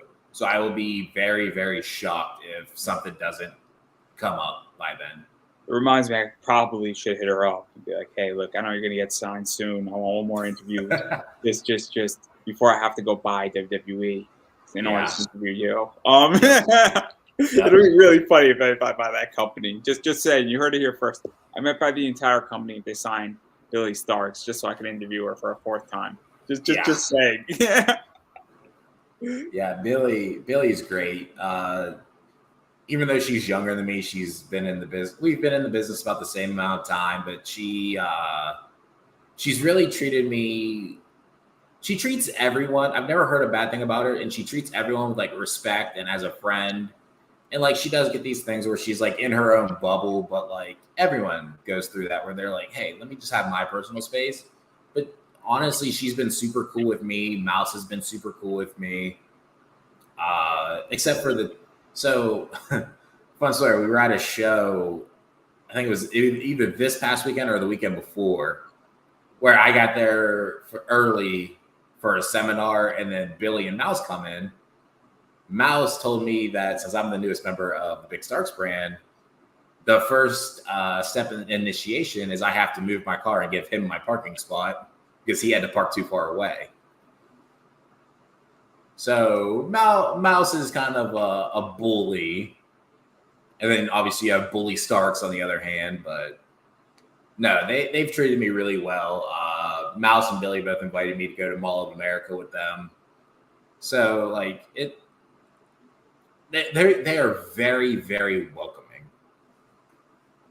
Yeah, no. I had 2 interviews with Billy. She's great. She's fantastic. And the second interview was better, but that's usually how it is because once you know somebody, it's easier to do a follow-up interview. Right. And she's just great. She's absolutely wonderful. And yeah, so that's kind of the cool thing. And then people are really pissed off that I got to interview Billy Starks twice because at this point, and people are angry that she follows me on Twitter. But again, what people don't understand is that this is 10 years in the making. This didn't just happen. This is 10 years in the making of me getting to where I'm at, where I'm not, and I'm just getting good. I'm not even good yet. I'm just starting to get good. But I do want to back out of wrestling, and I want to talk more, I guess, bird's eye view. I mean, where do you think wrestling is going? Because obviously COVID has changed the landscape dramatically, and obviously we have Vince retiring. My thoughts on it is I think it's good. I think new blood is good. I think WWE is not going to be sold to Disney anytime soon. I know the people who own Disney stock are very upset with that statement. It's all right, guys. Disney has a lot of things. They have Star Wars. They can't have John Cena too. We have to draw the line somewhere, guys.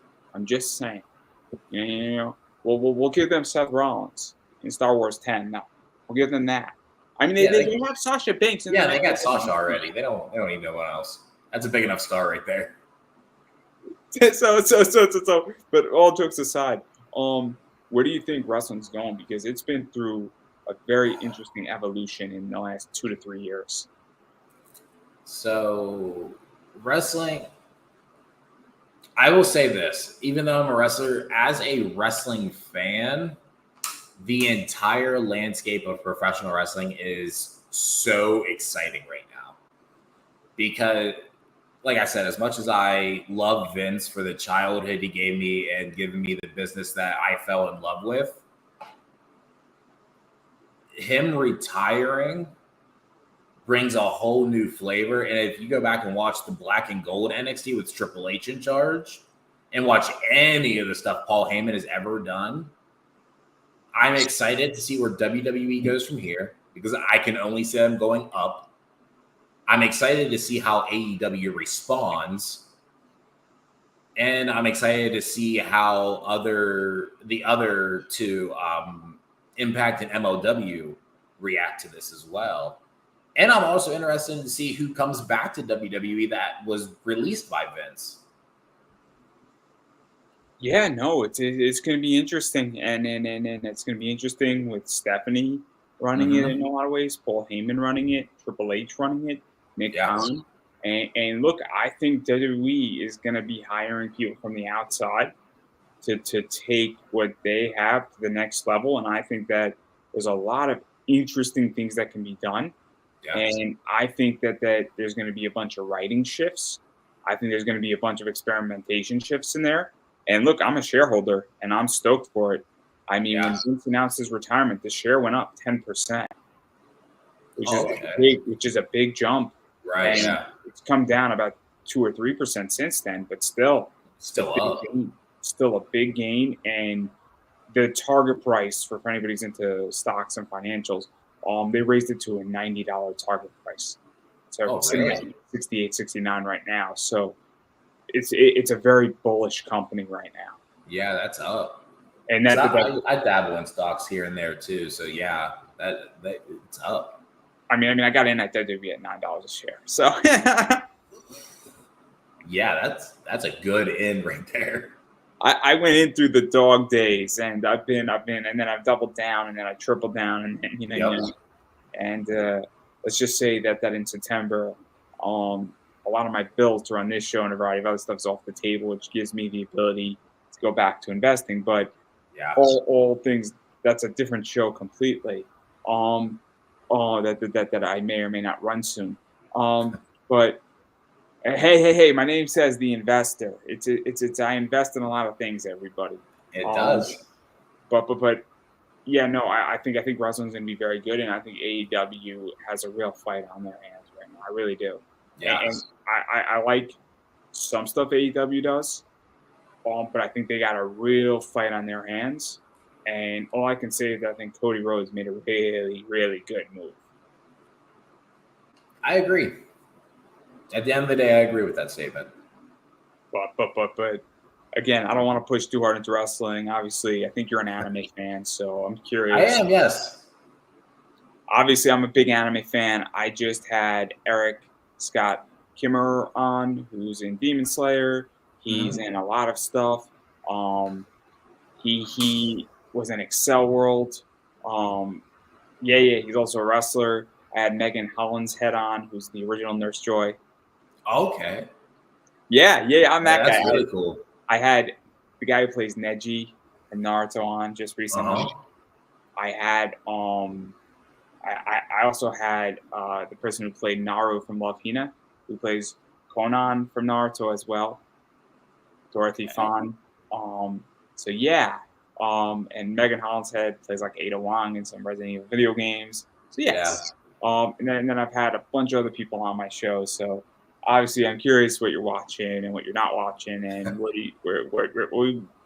you think of anime collectively? I personally love anime, man. I just recently got into mangas, which I should have started there, but I'm in it now. That's all that matters. I love My Hero Academia. It's probably my favorite right now. But that's so cliche. Death Note is what I'm currently watching. I love Death Note. The twists and turns in just 5 episodes is mind-boggling. What else? Hajime no Ippo is really, really good. The boxing anime. Rent a Girlfriend. Man, it's going to sound stupid, but I love Rent a Girlfriend, and they just come out with a couple episodes of season 2. There's Rent a Girlfriend, Girlfriend. Zombieland Saga is one of my favorites that they just announced a movie. So that's really cool. And there's just, I always scroll through like Crunchyroll and Funimation, and I'm like, oh, this looks cool. And I'm like, how am I supposed to watch all of these? I don't have time. Oh man, I watch way too much anime right now. I'm on track to watch about 900 episodes this year. That's a lot. I'm watching like three a day. Like 3 episodes or 3 series? 3 episodes a day. 3 episodes. Okay, I thought you meant you were going through 3 whole series a day. No. 3 or 4 episodes a day. It winds up breaking down to 21 to 28. Mm-hmm. And then 28 times like 50, you're watching a lot of episodes. Yeah. Okay, I didn't know you meant episodes. Episodes wasn't bad. I thought, man, he's going to be like 900 series. That's crazy. No. I've been a Crunchyroll member for since I was in college, paying $7 a month. Hmm. And yeah, I'm just watching a boatload of anime. Like, it's. I probably watched like 4,500 to 5,000 episodes in the last 8 years. Yeah. Um, yeah, I mean, legitimately. In my junior year, I decided not to work for an entire summer, and I decided to like chill out. And all I did was legitimately watch like 6 to 7 hours of anime, and then go to the gym at night, and it was great. I can't think of anything better. It was fantastic. And then I was selling stuff on eBay, and I was writing in between. And so like I had a 14-hour day, and I did like a 2-hour workout Hmm. 4 days out of the week, 4 or 5 days out of the week. Took 2 days off, and then I watched a boatload of anime. And I laid Hmm. in my bed, and I read, and I was writing, and it was fantastic. I didn't Yeah, make much money that summer, but I had a blast. that's all that matters. Memories. Oh, it was fantastic. I was antisocial. It was fucking great, dude. It was great. And I mean, in the middle of COVID, that's what I did too. But I played a lot of video games. It was fantastic. Yeah. Yo, me and the North Korean, not the North Korean kids, me and the South Korean kids in Overwatch. Oh my god! You go on Discord, those people are savage. They're like, dude, just be no reset. You throw down your shield. We're gonna kill everybody. It was great. Like Yeah. they're telling you what to do, and their English is horrible. And I say this not to be offensive, but they just be like, listen, listen, you gaijin, you Yeah. Right. you suck at this game, and we want to win. So we're gonna do this. And then like when I got like 4 kills, they're like, you did good, you did good. Like, Oh oh my god, gosh, I they're, love they're Overwatch, so man. proud of me, and my 4 kills with Orisa, so proud of me. That's fair. It's Yeah, so cool. I'm a big gaming nerd too. So My blocking levels were great. The amount of skill points, I got like 9 golden weapons in Overwatch over jeez. legitly like 3 months, because what these South Korean kids, they're sick in Overwatch. They're Yeah. just sick. It's like that. Oh my god, they're just brutal. They're just brutal, and like they destroy people, and they work Yes. like a cohesive unit. Like moving the payload to everybody. Oh, it's unbelievable. Yeah, they're really, really good. It's terrifying. That's one way to put it. I'd rather face O'Shea in a match than they go against like Yes. yes, exactly. Yes. See, if I face O'Shea in a match, I can win. Yes. 1% chance, but it's a 1% chance, right? Against a South Korean team in Overwatch, it's a -5% chance. Yeah. There's no chance there. No, it's a -5%, so they automatically get the win. Oh yeah. Yeah. Easily.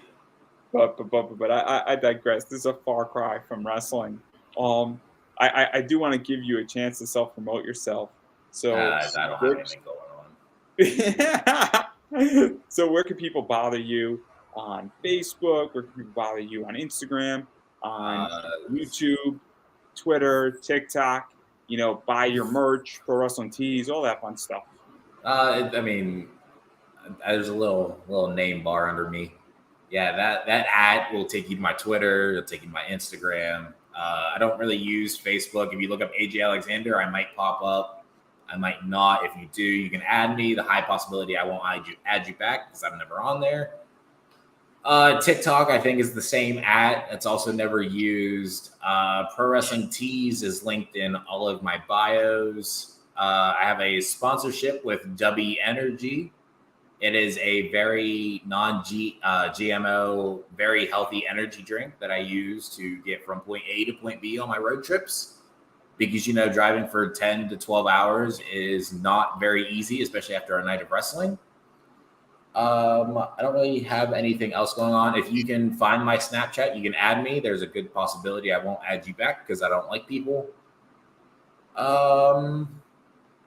Yeah, always interact with me because I will always say something back, whether I like you or I don't like you. And there's a high possibility I won't like you. So please always say something. Well, on that note, and I'm gonna just say this anyway because I've been saying it for a while. You have to support indie, and what that means is that if it's an indie creator, an independent wrestler, first and foremost, you should actually buy a ticket to go see them wrestling if they're in your area. You should cheer or boo them. You should interact with them because when you do go to a wrestling show and you see a wrestler, you're not only supporting that wrestler, you're supporting all the other wrestlers, you're supporting the venue, you're supporting the show. Furthermore, if you do like a wrestler for whatever reason, if you like bad guys, the good guys, indifferential to any of that, you just think somebody's funny or you like their shirt, you should go buy their T-shirt because that does subsidize their income and it does go a long way and it does make a big difference and it really is helpful in that regard. Also, if money's tight for whatever reason, and you're like, hey, look, money's tight, or you bought somebody all their shirts, and you're like, well, I haven't even worn half of them yet, and you don't feel like buying another one.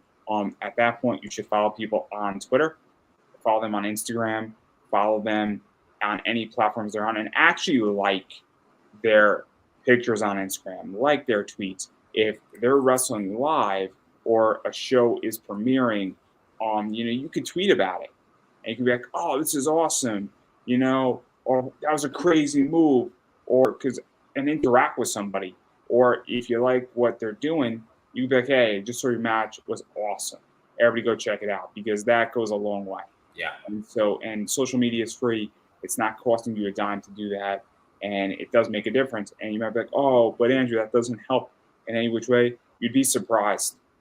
If a bunch of people retweet an interview that I do and 100 people retweet this interview when I put it out on Twitter, guess what happens? That means 100 plus people could potentially see it. And then maybe 10 of those people say, hey, look, let me subscribe to the YouTube channel. Let me subscribe to the Facebook channel. And then they are more privileged and more privy to seeing the next interview. Yes. And then obviously if you have sponsors, they want to see that, promoters want to see that, and other people want to see it. So it does make a huge difference when you actually engage with people. Mm-hmm. And another thing is if you are so pro WWE or pro AEW, know that 95% of everyone came from the indies. An independent ticket ranges anywhere from $5 to $20 for general admission. If it at most it's $20 out of your pocket, show up. If you like it, cool. Now you have something else local to you that you can come and watch live, and you might see a superstar tomorrow. Or worst case scenario, you go and you don't like what you see, and cool, you're out $20. And now you experienced it firsthand, and you don't like it. Yeah, and you know what it is, and I'll say this as well, that sometimes also, you know what it is, you'll go to a show and it's just not your cup of tea. I've been to a few wrestling shows and you're like, look, this is just not my cup of tea, and you don't want to go back. And then I've been to a bunch of stuff that I'm like, oh, it's the same promotion, but it was just, for whatever reason, that was just a weird talent. Yeah. I'll give an example where my first Nova show was okay. My second one was Ladies Night, and I could tell you who was on that card. There's Strattonlander, Shotzi, Penelope Ford, Leva Bates, Casey Cattell was there, Vanity was there, and then there was like 3 or 4 other people. Vita Scott was there, and a lot of, I think there was like 2, Kimberly was there, and Faye Jackson was there. So I mean that's a powerhouse of women's wrestling. And so maybe your first experience, like mine, was that Nova was okay. The second experience was unbelievable. Mm-hmm. And so that's the other thing too, is that also sometimes happens where a show could just be an okay show, but I recommend people give at least a second shot. Yeah. Especially if it's $20 or $30. That the Nova tickets were $25 for a front row. Yeah. So there you go, and it was a great time. So Tara Calloway was there too. So obviously, I just mentioned probably at least 8 out of the 10 women you should know in wrestling. Yeah. If you're a wrestling fan, if you don't know, look up all 10 of those women, and it'll be great. But I'm going to promote my stuff because I might as well. I am independent, so I appreciate when people buy my T-shirt. Everybody. Again, it's Redbubble. If you're an anime fan, it's making fun of Gundam, Taco Bell, the most interesting man in the world. It's making fun of Fallout and a lot of stuff. I don't always eat tacos, but when I do, it's at Lando Bell. I'm a huge Gundam fan. I love Charles Counterattack. It's referencing that. Also, I have Buy Me a Coffee. If you would like to financially support this show or want to advertise on this show or want to buy the backdrop of this show, because my friend hasn't paid me enough money, even though I love his book, The Raxon Universe, and everything he does. If you would like to put your stuff on this wall, it follows the show wherever it goes. And when it does get cut up into micro content, the background does stay. So keep that in mind. Also, all my live reads, they stay. So if you're interested in that, feel free to hit me up on Buy Me a Coffee. I'm not that expensive. And this show is coming into podcast format, and that whole thing does do well. It's fusing with my other show called Pop Anime Comics Lounge, and that fusion will take place probably in about 8 to 12 months. And when that fusion is completely done, there's going to be like 600 episodes of content all at everybody's disposal. So keep that in mind. And so this is the time, because when that happens, our rates are going from $10 to like $25 for a live read. And I'm worth it, as Fifth Harmony would say. So yes, I listen to Fifth Harmony. That's fair. Out of the bag. I love that song, but I digress again. But seriously, support indie. And finally, all I'm going to say before I'm going to give you the final word is, if you can't support me economically, share the interview out. It means a lot to me. It goes a long way. You know, when somebody shares this out, shares it into a group, retweets it, tags me on Instagram, goes a huge way, because that means that somebody else can be introduced to this show. And a listen to me is just as valuable as money. So that's something. And subscribing on YouTube, Facebook, Instagram, Twitter means so much to me, because that means you're more likely to listen to the next one, and you never know what you're going to find on my show. So that's all I'm going to say. I don't want to keep talking, and so I'm going to give you the final word.